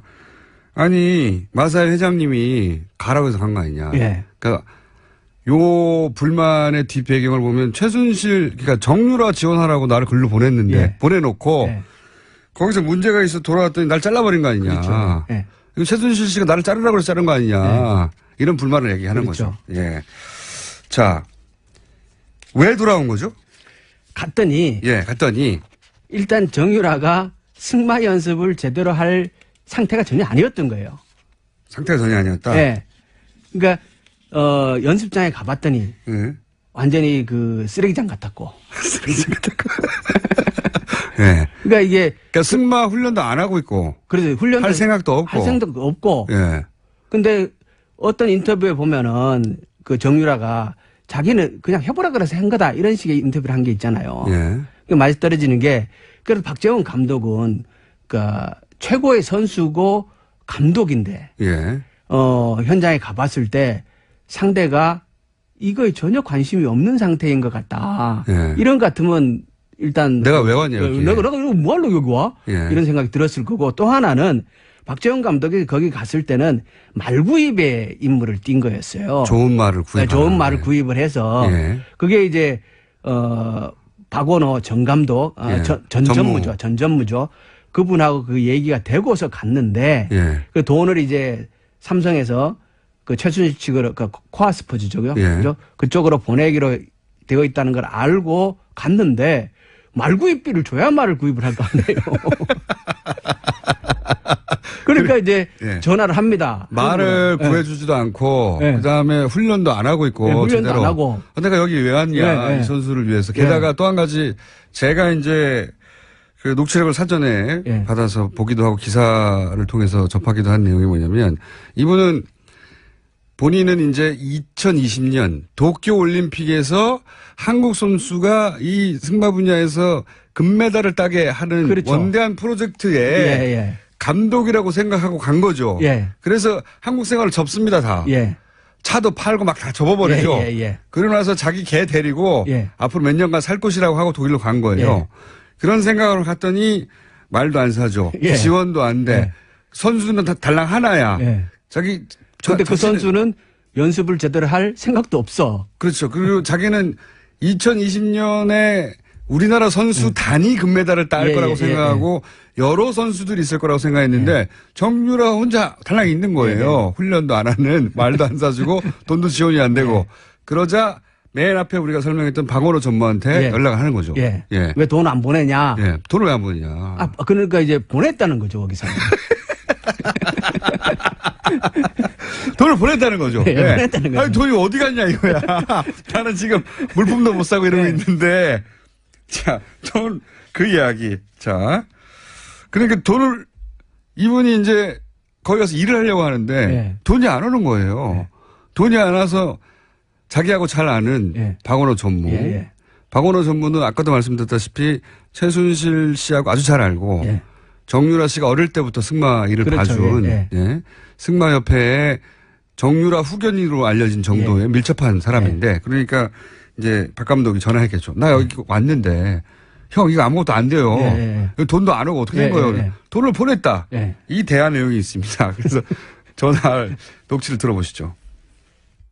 삼성한테도 전화를 했죠. 황성수 부회장한테 전화를 했고, 근데 그쪽에서는 아니라는 거 돈 보냈다고. 가지고 이제 황 부회장도 난색이 채운 거예요. 아주 그냥 어찌할 바를 모르는 거라. 코아 스포츠에서 누군가가 수도꼭지를 잠근 거예요. 돈 기평 수도꼭지를. 그래서 내가, 여기 사각기였구나. 그런 걸 알았죠. 뒤에 최순실이가 있었던 거예요. 최순실이가 삼성에서 보낸 돈을 거기서 막아본 거예요. 최순실은 왜 그랬을까라고 이야기를 하자면은 재산 도피하고 싶었던 것 같은 느낌. 근데 자기 재산으로 완전히 빼지를 않고 욕심이 많아서 기업들이나 이런 걸 이용을 해가지고 재산을 외국에다가 만들어내려고 하는 그런 거. 네. 그게 이제 이 감독은 사기를 당했다고 생각하는 겁니다. 그렇죠? 그렇죠. 예. 예. 본인은 역할이 없다고 보는 거죠. 그렇죠. 예. 본인은 2020년에 대한민국 선수단이 금메달을 따기 위한 엘리트 선수들 육성 프로그램으로 예. 몇 년간 도쿄올림픽까지 독일에서 이제 이 선수들을 훈련시켜야 되겠구나 하고 한국 생활을 다 접고 그리고 이제 마사회 회장님이 가라고 하니까 예. 거기에 회장님이 직접 지시한 거니까 본인 통화 내용에 따르면 갔어요. 갔는데 좀 전에 얘기했듯이 지원이 안 되는 겁니다. 예. 돈이 와야 하죠. 예. 돈이 와야 하는데 그래서 왜 돈이 안 오냐고 막 자기가 아는 루트를 통해 가지고 돈을 지원을 해줘야 할 거 아닙니까 했더니 삼성에는 돈 보낸 거예요. 예. 삼성에서는 돈을 보냈고 다른 선수들 예. 다른 선수들을 뽑거나 예. 그리고 다른 데 돈을 쓰거나 예. 하는 그 모든 루트를 다 최순실이 못하게 하고 예. 그 돈을 쓸데없는 소리 하지 말라 그랬다는 그렇죠. 말이에요. 예. 최순실이 돈을 다 가져갔다는 거죠. 예. 그러니까 삼성에서 오는 돈은 최순실이 다 가져갔다는 거죠. 예. 이게 이제 박 감독의 예. 경험입니다. 경험. 그러니까 한국 생활을 다 접고 독일에 가서 몇 년 살려고 했던 사람이 몇 개월 만에 돌아오는 거죠. 예.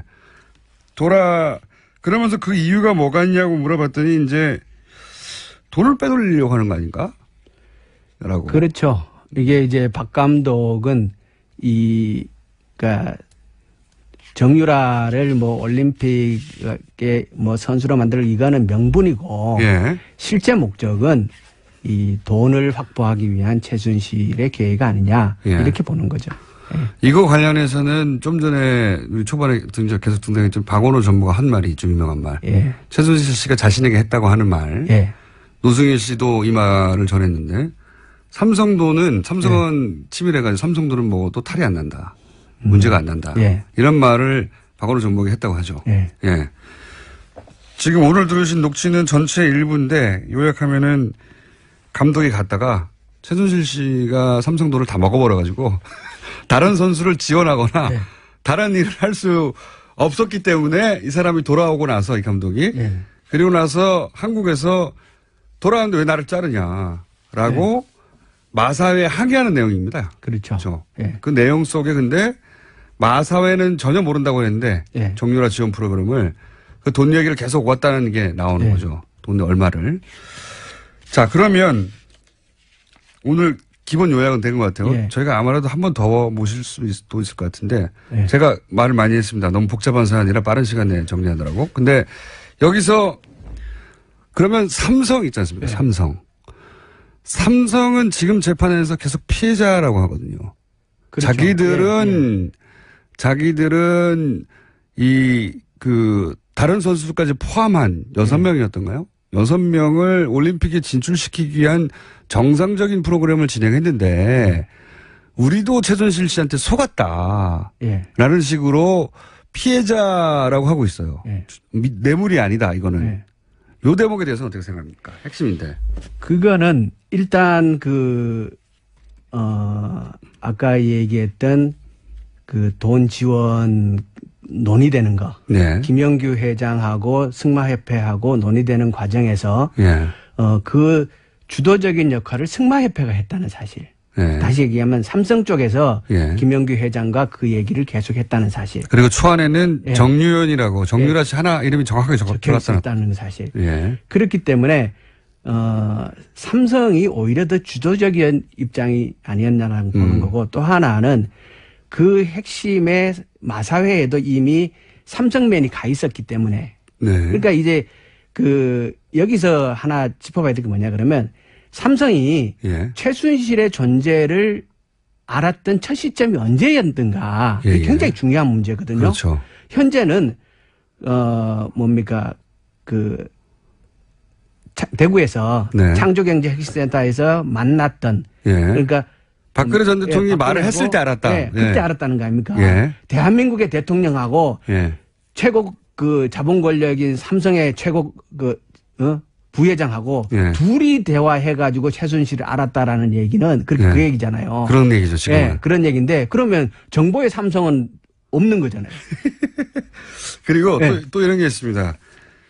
박 감독이 했던 얘기 중에 그러니까 이거는 박원호 전무가 한 얘기군요. 갑을 관계가 바뀌었다. 삼성과 최순실은. 예. 삼성이 돈을 주는데 예. 삼성은 최순실이 하자는 대로 할 수밖에 없었다. 예. 왜냐하면 이제 최순실과 대통령의 관계가 특별해서 예.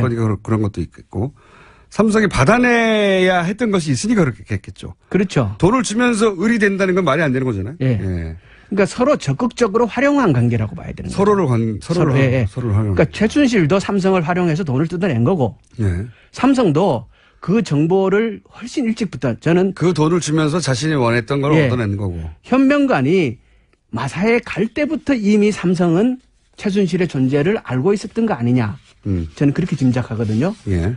그래서 일찍이 최순실의 존재를 안 삼성이 그 최순실과 박근혜의 비정상적인 관계를 적극적으로 활용해 먹은 거다. 예. 이렇게 보는 거죠.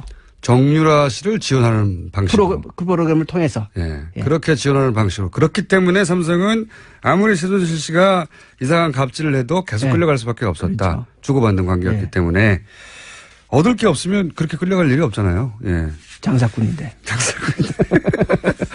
자, 오늘은 그 이야기의 일부만 전해드렸고요. 예. 이 사안은 저희가 아주 지속적으로 관심을 가지고 재판의 진행 중이니까요. 근데 새로운 증거가 나와서 오늘 일부를 전해드렸습니다. 그리고 그때 아까 얘기했던 24억이라는 돈이 그 현명관에게 보고됐다라고 거기에 이제 녹취록에 나오잖아요. 네.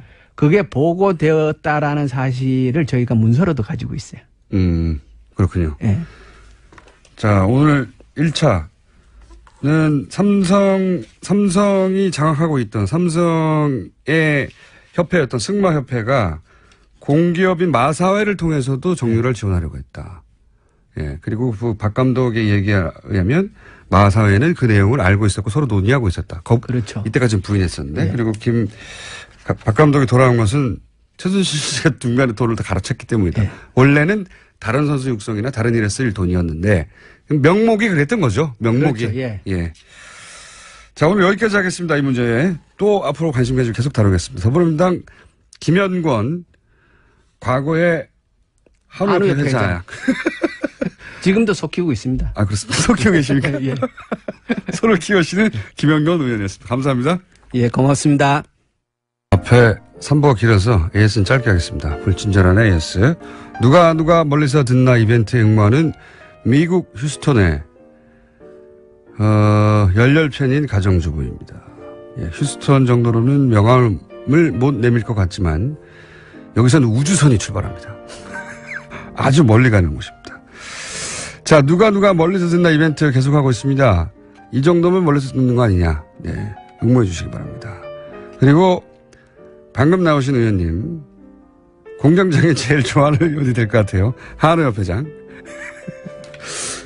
그럴 수도 있습니다. 여기까지 하겠습니다. 사단법인 인문결연구소 소장 임상훈 소장님 나오셨습니다. 안녕하십니까? 네, 안녕하십니까? 자, 외신을 짚어보는 시간인데 네. 오늘은 어떤 겁니까? 오늘은 제가 가지고 온 주제가 물론 우리나라 언론에서도 보도가 됐습니다만은 비중이 네. 우리나라에서 보도된 거에 비해서 외신에서 아주 크게 보도를 한 그런 내용이 있어서 뉴스요? 예. 네, 그 얘기를 하려고 하는데요.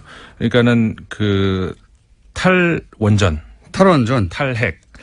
우리나라에서 물론 보도는 됐는데 네. 이제 그 비중에 비해서 외신들은 굉장히 크게 보도를 했습니다. 그래서 그렇군요. 지난 한 주 외신이 가장 주시했던 우리나라 관련 뉴스가 이제 이것이라고 오히려 제가 모니터링한 바로는 한미 정상회담보다 이걸 더 크게 외신에서는 보도를 했습니다. 미국 언론에서 뭐 한미 동맹 파탄 났다고 문정인 특보 우리나라에서 크게 보도했잖아요. 지난 한 주 내내. 그렇지는 미국 언론에서 나온 적이 없어요. 그 그렇지 이야기가. 않습니다. 네. 나온 적이 없고 오히려 이 탈원전 이야기가 외신에서는 크게 다뤄졌다. 네. 네. 그래서 이제 몇 개만 소개를 해드리자면은 물론 네. 많기 때문에 다 소개는 못 해드립니다.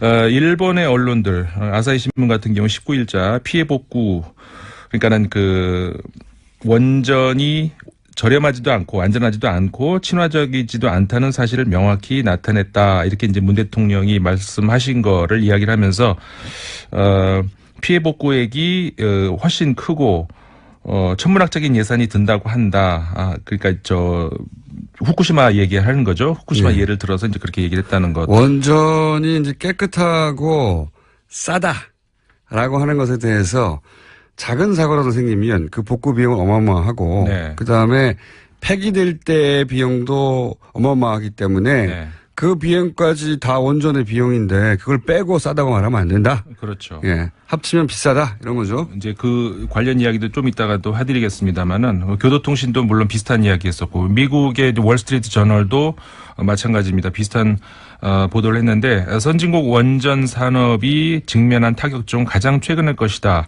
그러니까 우리나라를 이제 그 원전 산업의 선진국으로 이제 집어넣는데 그 중에서 이제 가장 그러니까 독일 같은 경우도 이제 점점 줄여나가고 있다. 이제 이런 얘기는 우리 많이 보도가 되지 않았습니까? 근데 이제 우리나라가 지금 그 탈원전을 선언하는 것이 가장 최근의 것이다. 이런 이야기. 근데 이제 우리나라가 원전을 왜 시작을 했느냐. 1970, 80년대 에너지 대부분을 수입해야 했기 때문에 선택한 에너지 정책이었었다. 이제는 깨끗하고 지속 가능한 에너지를 추구해야 한다고 대통령이 말을 했다. 이런 보도가 있었고요. 그다음에 영국의 파이낸셜 타임스 마찬가지 비슷한 보도 있었고 뭐 홍콩 언론 뭐 많이 있습니다. 다 이제 관련 이야기 있었고요. 그러니까 이게 우리나라가 이 국제적 기준에서 보자면 뉴스를 만들어내는 양상이 되게 이상한 거죠. 그러니까 뭐 한미동맹 사드 문정인 특보 가지고 1년 내내 한 주 내내 울고 먹었는데 그런 뉴스는 해외 보도가 안 돼요. 보도가 안 되고 그리고 그 당사자 상대방 국가인 미국에서도 보도가 안 되고 오히려 이 탈원전은 전 세계적인 이슈거든요. 네, 맞습니다. 실제로. 그러다 보니까 전 세계 대부분의 유수 언론들이 이 탈원전에 관한 보도를 하면서 논평도 내고 보면. 네. 예. 굉장히 이제 많이 나왔습니다. 우리는 거의 대통령의 탈원전 얘기가 나와서 조금 다르고 언론에서 끝났어요. 네. 예. 그렇죠. 이게 뭐가 대단한 이슈인가. 여러 가지 그 공약 중에 하나하고 뭐 제일 큰 공약이었다고 할 수는 없잖아요. 국내에서 봤을 그렇죠. 때는. 여러 이제 대통령 공약 중에 하나고 그거를 이번에 이제 고리 완전 이제 폐로 선언을 하면서 이제 그때 이제 대통령이 발언했던 거 그런 정도로 이제 보도가 됐는데 아까 이제 소개를 해드린 것처럼 외신들은 굉장히 이제 크게 보도를 했고 세계적인 이슈죠. 이게. 그리고 이제 그 우리가 지금 원자력이냐 아니면 핵이냐 이게 용어가 굉장히 혼용해서 쓰고 있잖아요. 예. 이 점도 우리가 한번 좀 지적을 해봐야 될 것 같아요. 외국에서는 그거를 뭐 굳이 두 가지를 다 쓰진 않거든요. 물론 원자력이라는 말을 쓰기도 하지만 대부분은 이제 그 뉴클리어 핵이라는 말을 많이 쓰죠. 근데 우리는 핵이라는 말과 원자라는 말을 이제 혼용해서 쓰는데 특히 이제 재밌는 거는 북한 얘기할 때는 핵자가 많이 나오고 우리나라 얘기할 때는 원자가 많이 나오죠. 예. 결국 같은 원리인데. 예. 그러니까 사실 이게 그 논리학에서 그런 게 있죠. 그러니까는 의미하고 지시체하고 다르다 이제 이런 얘기 있는데, 그러니까는 예를 들자면은 금성을 지칭하는 말 중에 뭐 개밥바라기도 있고 샛별도 있고 금성도 있고 뭐 있지 않습니까?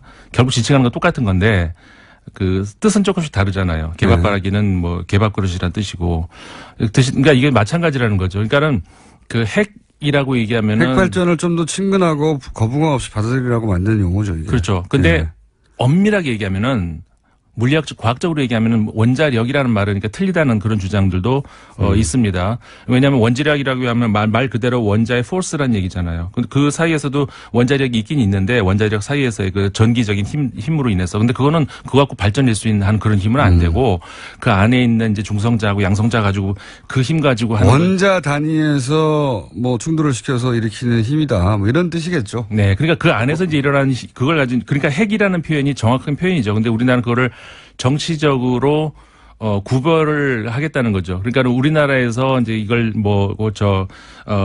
상업용으로 전기를 일으킬 때 쓰는 그런 것을 이용할 때는 원자력이라는 말을 쓰고 북핵이라든가 이럴 때는 핵이라는 말을 쓰고. 원자력이 얼마나 친근한 이미지가 되었는지 그런 말씀하신 의도에 의해서 원자력 병원도 있지 않습니까? 그렇죠.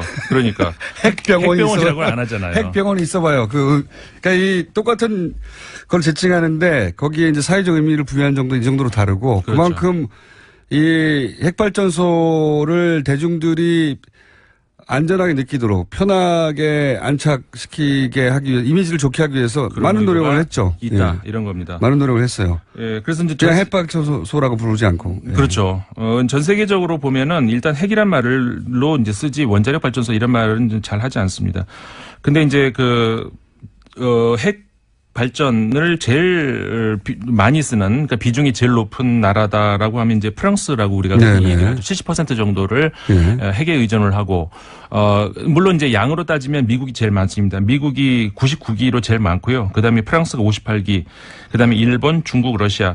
그러니까는 이제 핵 발전을 핵 보유국들이에요. 다. 그렇죠. 따지고 보면 일본을 제외하고는 전부 핵 보유국이라는 거죠. 일본도 뭐 원하면 즉시 핵 무기를 소유할 수 있을 정도 기술을 가지고 있다. 뭐 이렇게 그렇죠. 얘기를 하죠. 예. 그리고 이 5개 나라 핵 보유국 4개, 그러니까 일본을 제외하고 미국, 프랑스, 중국, 러시아, 그다음에 일본까지 이 5개의 국가를 제외하고 그다음에 6위가 어디냐? 그게 한국입니다. 그러니까는 한국이 이 원자력 그리고 혹은 이제 핵 발전을 가장 많이 하는 세계에서 그런 나라라고 할 수가 있는데요.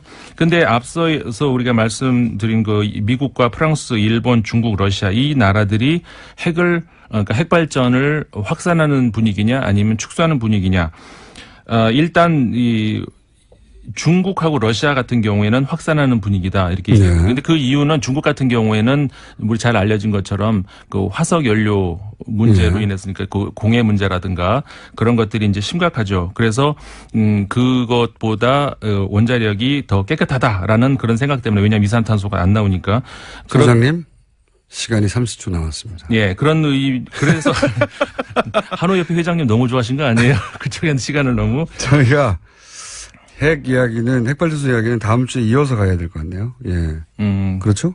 일부. 왜냐하면 이렇게 얘기하는 사이에 또 10초 남았거든요. 알겠습니다. 핵이 한우에 밀렸습니다. 자, 핵발전소 이야기 다음 주에도 이어가겠습니다. 임상훈 소장님이었습니다. 감사합니다. 저는 답답하시네 김어준이었습니다. 내일 뵙겠습니다. 안녕.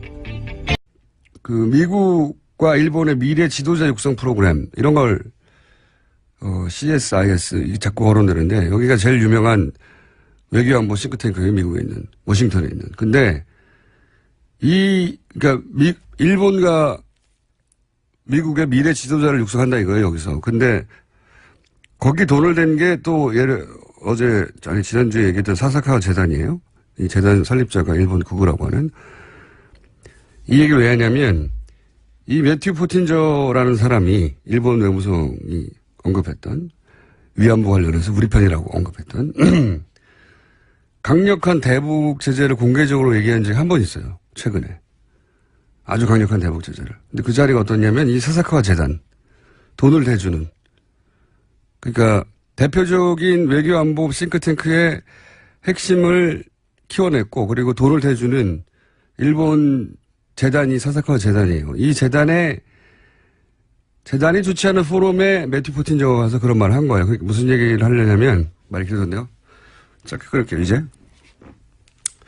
그러니까 우리 보수 매체들이 받아쓰는 사람들의 멘트들이 그런 관련한 싱크탱크 관계자들이 일본이 관리하고 그리고 일본 이해가 반영된 그런 전문가들이 많다는 겁니다. 그래서 그런 사람들의 입으로 거꾸로 한미동맹의 이야기를 듣는 경우가 많거든요. 일본 이해가 반영된. 생각해보면 되게 심각한 거예요. 일본은 이런 미국 싱크탱크를 관리한 지 오래됐어요. 아주. 오래됐고. 예를 들어서 이런 사사카와 민간재단이거든요. 민간재단이 쓰는 돈이 우리 외교부가 쓰는 돈이 100배가 넘어요. 이런 데 관리하는데, 제가 알기로는. 우리도 이걸 해야 한다. 이 얘기를 하려고 하는 겁니다. 예산 좀 많이 들여서, 이런, 장기 계획 수립해서, 예산 대폭 증액해서, 인력도 대폭 증원해서, 이런 싱크탱크 혹은 관료들에 대한 접촉면도 늘리고, 프로그램도 가동해야 한다.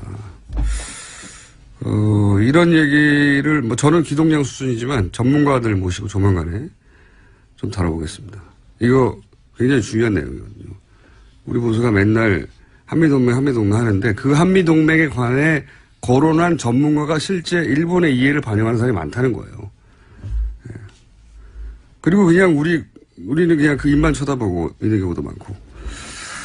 자, 갑자기 생각이 나서 최근에 한미동맹 워싱턴발 기사들이 많이 쏟아지는데 그 워싱턴발 기사들에 거론되는 전문가들이라고 하는 것이 우리 이해를 반영한 사람들이 그러니까 적어도 우리 이해를 반영할 필요는 없는데 미국의 이해를 충실하면 되는 거죠. 그들은 미국 관련이니까.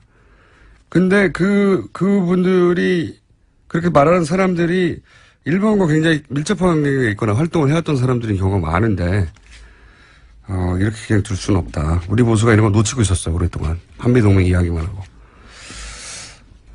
이야기가 길었습니다. 자, 제목 하나 정도 더 읽을 시간이 있습니다. 네, 서훈 원장의 국정원장이요. 이 핵심 실장 두 자리를 외부 전문가로 영입했다라는 보도도 있습니다. 핵심 실장 두 사람을? 예, 이례적이고요. 처음 있는 일이라고 합니다. 좀 국내 파트를 없애고 이제 해외, 북한 이 부분을 강화한다고 했으니까 그 부분에 민간 전문가가 발탁됐나 보죠? 예, 그렇습니다. 해외 정부와 북한 파트 책임자를 외부 민간 전문가로 들였다라는 겁니다. 국정원은 워낙 폐쇄적인 집단이라 국정원 출신으로부터 저희가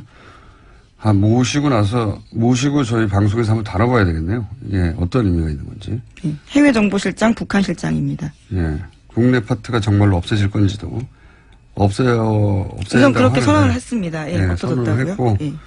지금 거기까지 가는 중간 단계인 거겠죠. 네, 워낙 큰 조직이니까. 자, 오늘은 여기까지 하겠습니다. 지금까지 시사인의 김은지였습니다. 감사합니다. 최근 정유라 씨의 영장이 두 차례 기각됐습니다. 일각에서는 정유라 씨 영장 기각에 대해서 불만이 있는데요.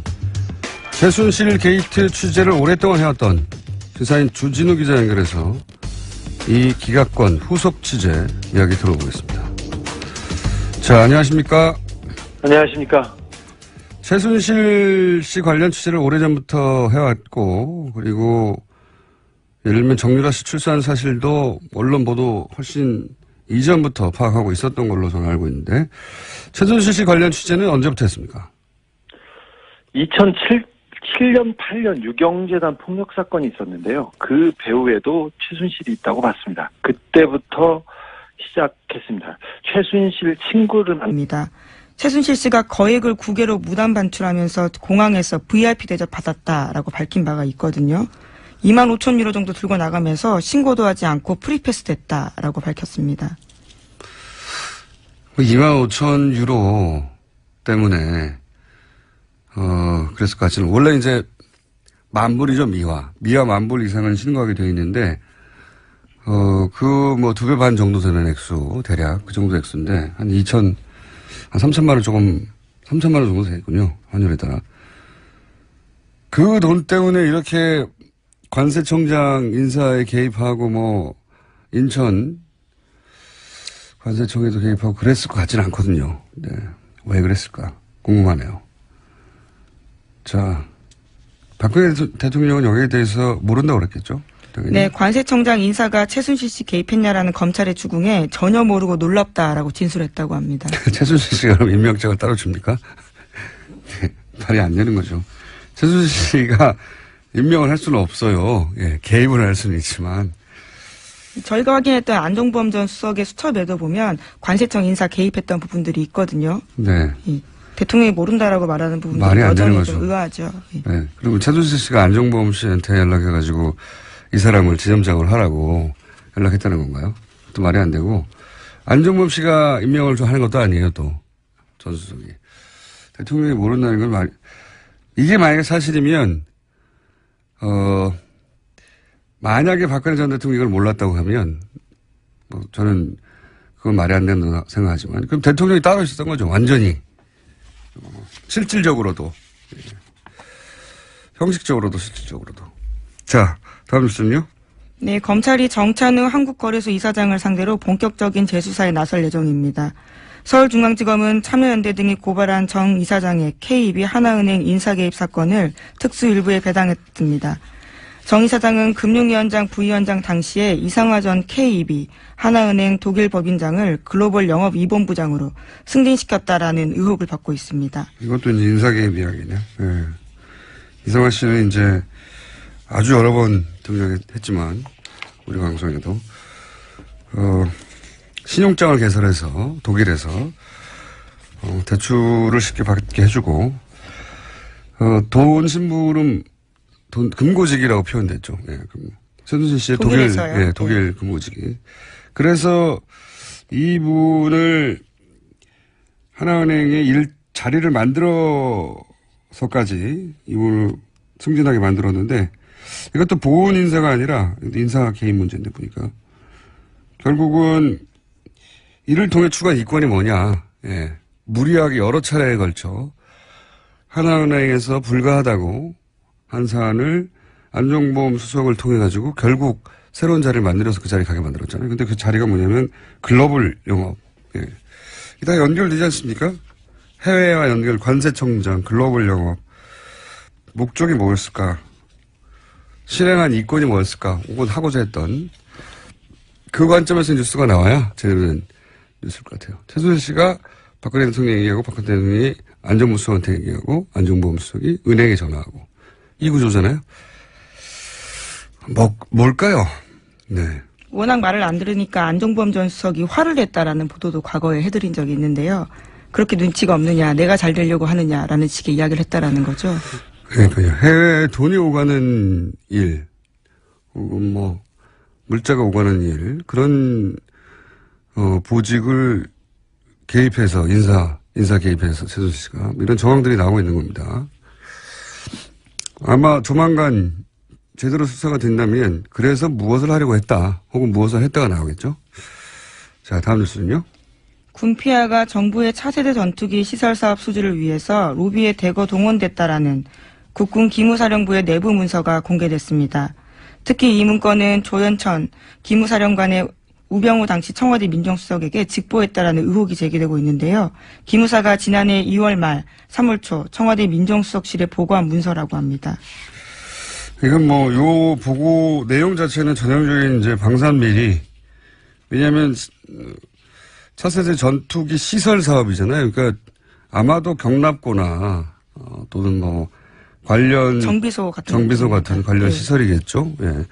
그러면 이거는 이제 건설공사니까 건설업체들이 어떻게 로비했느냐 하는 문서인 것 같은데 이 뉴스의 핵심은 이게 한민구 국방장관을 거치지 않고 우병우 민정수석에게 직보했다는 거죠. 예, 기무사령관이 직보했다라는 겁니다. 이게 말이 안 되는 거란 말이죠. 맞고요. 최순득 씨 친구, 장시호 씨 친구를 그때 만나기 시작했습니다. 정유라 씨가 성악을 하다가 승마로 주종목을 바꿨는데요. 그때 봤습니다. 그래서 남자친구를 만나서 가출했을 때 그 주변에서 지켜보기 시작했습니다. 최순실 씨의 존재를 인정이 된 거는 2007년, 2008년 정도부터고, 예. 정유라 씨는 어린 시절부터 가까이서 지켜봤다는 거죠, 말하자면. 네. 자, 그런데 이제 정유라 씨의 존재는 이제 최근에 언론에 알려지게 되면서, 최근 언론 보도는 이제 정유라 씨가 사실, 이 게이트 관련 사실관계에 대해서는 거의 모르고 어리숙하고, 그런 식으로 알려져 왔어요. 가까이서 취재해서 오랫동안 지켜본 정유라 씨는 어떤 사람인가요? 천방지축의 자기 멋대로입니다. 그래서 엄마와 욕설을 해가면서 싸우기도 할 정도니까 좀 상식에선 벗어나는 친구죠. 왕따였고요, 학교 다닐 때. 공부는 못했어요. 그리고 얼굴 컴플렉스가 하도 심해서 고등학교 때부터 큰 성형수술을 받을 정도였습니다. 엄마하고 싸워가면서. 그런데 머리는 아주 영악하다고 봅니다. 특별히 최근에 법적인 대비는 매우 잘 돼 있었습니다. 거짓말과 묵비권으로 검찰을 거의 무력화시켜가지고 거의 완벽한 대답을 내놨어요. 특별히 이재용 삼성 부회장 구속영장 기각에 대해서 정유라 씨가 직접 편지를 써서 기각 사유를 물어봅니다. 그래서 기각 사유가 코어 스포츠하고 관련됐으면 좋겠다고 그 자료를 모을 정도로 준비가 돼 있었고요. 그리고 말 관련된 게 발각될까봐, 검찰에 발각될까봐 말을 블라디미르로 바꾸라고 말 세탁을 조언하고 직접 지시한 사람도 정유라 씨였습니다. 아, 그래요? 우리 언론에 말 세탁으로 알려진, 내용이 정유라 씨의 아이디어에 시작된 겁니까? 네네. 정유라의 작품입니다. 어허. 자, 그렇다면 이번에 검찰이 정유라 씨 영장을 2번을 청구했었는데 그 영장 청구에 영장에 기재된 내용이 뭡니까? 가장 중요한 부분은 그 2대 부정입 시와 관련된 업무 방해가 컸고요. 그 다음에 네. 범죄 수익을 은닉했다. 도피 자금을 썼던 부분이 추가돼 있었습니다. 범죄 그 수익을 은닉한 혐의는 작았고요. 업무 방해가 좀 컸는데 그게 업무 방해, 그 공무원들의 공무 집행을 방해했다는 그런 혐의였습니다. 최근에 이제 1심 판결이 공법으로 났으니까 네. 재청구의 가능성이 조금 생긴 것 같긴 한데 그런데 이제 그렇습니다.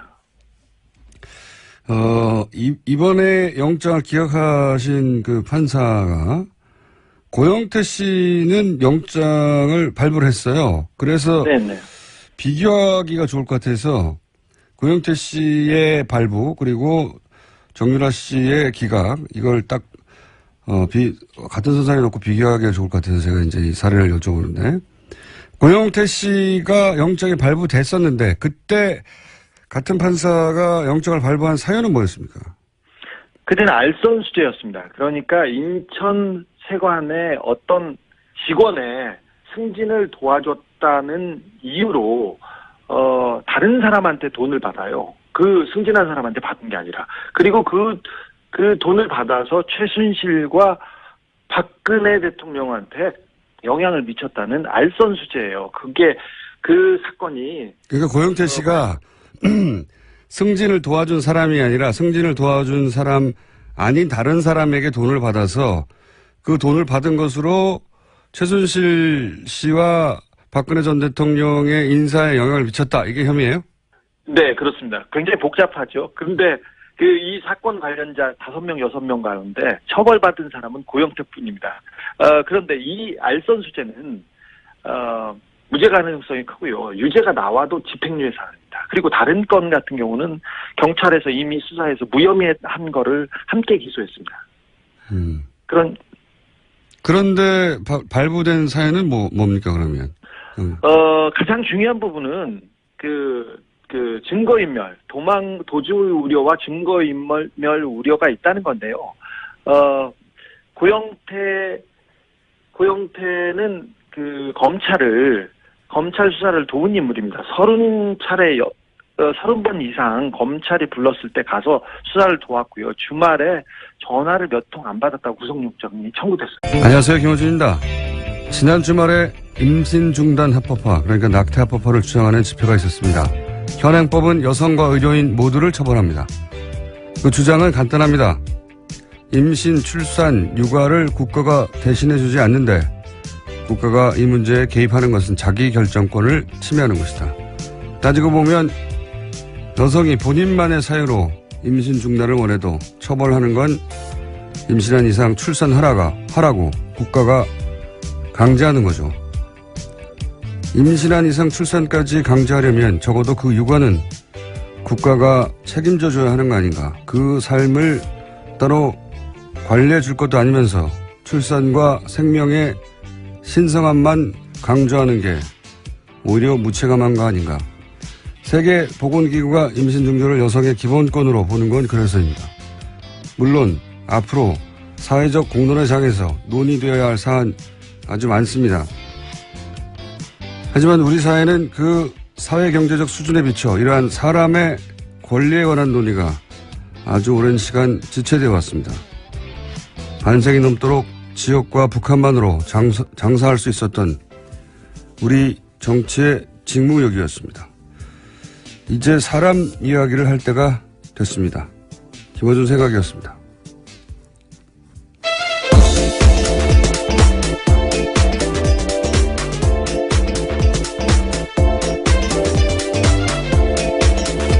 시사인의 김은지입니다. 월요일은 힘들지 않으세요?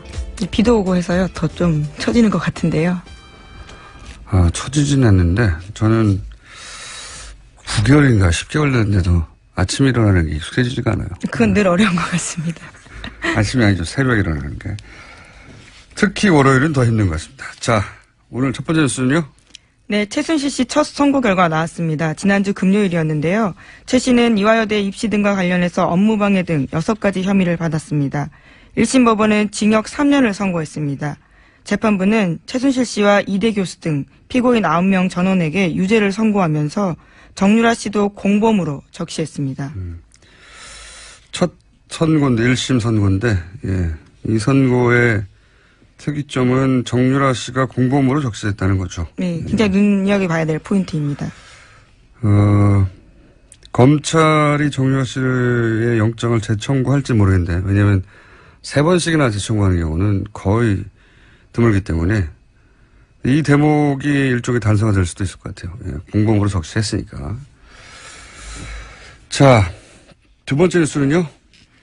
네, 검찰이 최순실 씨가 관세청장 인사에도 개입한 사실을 확인했습니다. 지난해 5월 25일에 취임한 천홍욱 관세청장은 바로 다음 날 최순실 씨를 만났습니다. 그는 최 씨를 상석에 앉히고 식사 대접을 하면서 실망시켜드리지 않도록 최선을 다하겠다라고 말했습니다. 민간인이 관세청장 되기 쉽지 않으니 열심히 하라라는 최순실 씨 말에 화답한 건데요. 2015년 3월에 관세청 차장으로 퇴직한 천 청장은 1년 만에 청장으로 발탁되었습니다.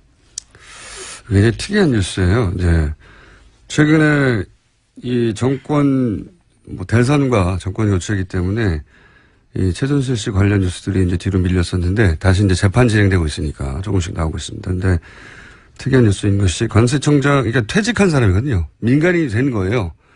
게다가 관세청장은 기재부 출신들이 보통 가던 것이거든요. 그러니까 네. 여기서 이제 우리가 주목할 사항은 관세청장 자리라고 하는 곳에 왜 최순실 씨가 인사 개입을 했느냐. 이유죠, 이유. 예. 예를 들어 소방청장 인사에 개입했을 일은 없지 않습니까? 그것도 확인해 봐야 됩니다. 그러니까 관세청장 자리 인사 개입을 한 것은 거기에 본인이 생각하는 이권이 있었기 때문일 것이다. 이렇게 추론하는 게 합리적인데 그 이권이 뭐냐? 인사는 사실 지금 인사에 개입했다라는 기본 사실관계만 어느 정도 파괴된 것이고 거기에 왜 개입했느냐? 인사는 도구일 뿐이지 목적이 아니거든요. 예. 그러니까 왜 개입했냐가 문제겠죠. 앞으로 밝혀내야 될. 네, 이미 앞서서 인천본부 세관장도 개입했다는 사실이 드러났었거든요. 네. 그러니까 한두 인사가 아닌 거죠. 관세청에서는. 관세청에 관한 한 주요 인맥들, 주요 자리들을 최순실 씨가 개입해서 그 자리에 원하는 사람 앉혔다는 이야기인데 이 뉴스 핵심은 왜? 이권이 뭐길래? 이게 뉴스가 나와야 진짜겠죠, 이제. 네. 다음 뉴스는요. 네, 관련해서 그런 의혹들을 좀 설명해주는 폭로들이 있는데요. 노승일 씨의 앞선 폭로입니다. 사드 배치 때도 그랬고, 박근혜 정부에서 이제 주무부처 건너뛰고 청와대가 직접 보고받고 부처들은 허수아비가 되고 이런 경우가 많은데, 구체적인 이제 문서가 나온 거죠. 우병우 전 민정수석에게 직보했다. 말도 안 되는 거거든요. 국방부 장관은 몰라. 그런 뉴스가 나온 겁니다. 저희 이 뉴스를 한번 따로 다뤄볼 만한 가치가 있는 뉴스 같은데 조만간 이 문서를 입수한 의원실 측에 연결해서 네, 김혜영 더불어민주당 의원실입니다. 네, 구체적으로 따져보겠습니다. 다음 뉴스는요. 문재인 정부 출범 직후에 서울중앙지검이 첫 본격 수사 대상으로 갑질 논란을 일으켰던 미스터 피자를 선택했습니다. 서울중앙지검 조세조사부는 지난 21일 미스터 피자 본사인 MP그룹과 치즈를 공급하는 관계사 2곳을 압수수색했습니다.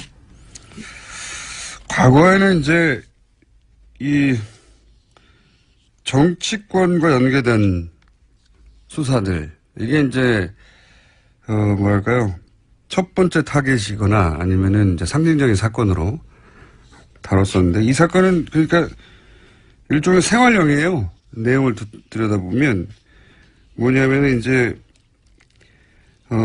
가맹점, 예. 가맹점에 가맹점주들은 기본적으로 생활인들이죠. 예. 갑을 관계해서 을이라고 볼 수 있죠. 을을 괴롭힌 프랜차이즈를 제대로 수사 한번 해보겠다는 거잖아요. 이런 수사들은 할 수는 있지만 과거에는 뭐 크게 큰 성과로 인정받지 검찰의 실력을 인정하는 사건이 아니었기 때문에 이런 사건이 첫 번째 수사 타깃이 되지는 않았었거든요. 그러니까 앞으로 윤석열 지검장이 타겟팅하는 비리가 어떤 것인지 이제 드러내는 상징적인 사건이죠. 예, 수사 결과는 앞으로 기대해 보겠습니다. 많은 특징이 바로 정치형이 아니라 생활형이다. 제가 보기에는. 예. 네, 회장 자서전 대량으로 강매하라고 하고 비자금 조성 이런 것들이 있었다라고 합니다. 어떤 의미에서는 김상조 공정이 을의 권리를 되찾는 그런 방향성과도 맞아떨어지는 수사 방향인 것 같아요. 예. 그렇게까지 연결될 건지는 좀 두고 봐야 알겠습니다만 현재 타겟은 그렇습니다. 예. 색다르네요. 다음 뉴스는요. 네, 미국이 사드 연내 배치 요구했는데 우리 정부가 얼버무렸다라는 식으로 아사히 신문이 보도했습니다. 청와대는 명백한 오보라면서 유감이라는 말까지 했습니다. 요즘 이 외신 중에 이제 일본발이나 일본과 가까운 미국 그 싱크탱크 관계자들의 발언 이거 굉장히 많이 보도돼요. 네. 몇 번 다뤘었는데 뉴스를 보자마자 이제 생각나는 게 왜냐하면 일단 사드 관련해서는 일본은 하루빨리 배치하라는 게 일본 정부의 입장이거든요. 왜냐하면 그 레이더에서 오는 정보를 원하니까 일본에서는. 네. 근데 일본의 이해가 담긴 기사들이 요즘 일본의 이해가 담긴 건 줄 모른 체 혹은 알면서도 외면한 채 나오는 기사들이 많은데 미국 싱크탱크 얘기를 좀만 더 하면 제가 지난주에 여기 꽂혔어요. 그 싱크탱크나 아시아 담당 관료들이 일본에 의해서 어떻게 관리되는지 어떻게 일본의 이해가 그 사람들을 통해서 반영되는지 우리가 알아야 해요. 왜 대표적인 예를 들어볼까요? 그 미국의 NSC 아시아 담당 보좌관 매튜 포틴저라고 있어요. 지금 현재. 얼마 전에 한국 갔다 왔고 이제 우리나라에 왔다 가면서 남긴 기사 제목은 한국의 민주주의가 질투난다. 기억나세요? 네, 그 사람입니다. 아시아 정책을 결정하는데 중요한 사람이죠. 근데 이 양반이 얼마 전에 일본 외교부죠. 그 외무성의 부대신 소노우라 겐타로 이 사람에 의해서 이름이 언급된 적이 있어요. 이 포틴저 한국에 관한 얘기를 하면서 포틴저 얘기를 한 적이 있는데 무슨 얘기했냐면 위안부 합의가 불가역적이다. 바꿀 수 없다는 거죠. 일본은 합의대로 하고 있다. 이런 말을 겐타라고 했는데 그러면서 포틴저도 그러한 위안부 합의에 대해서 잘 이해하고 있다. 한마디로 말해서 이 위안부 합의에 관해서 현 아시아 담당이 일본 편이다. 이런 얘기를 한 거거든요. 지난주부터 이제 계속 싱크탱크 얘기하면서 부소장 마이클 그린 얘기했지 않습니까? 일본은 아주 능통한 사람이고, 일본 통을 아주 유명한 사람이에요, 이 워싱턴에서. 일본도 인정하고, 일본 통이라고. 근데 이 양반이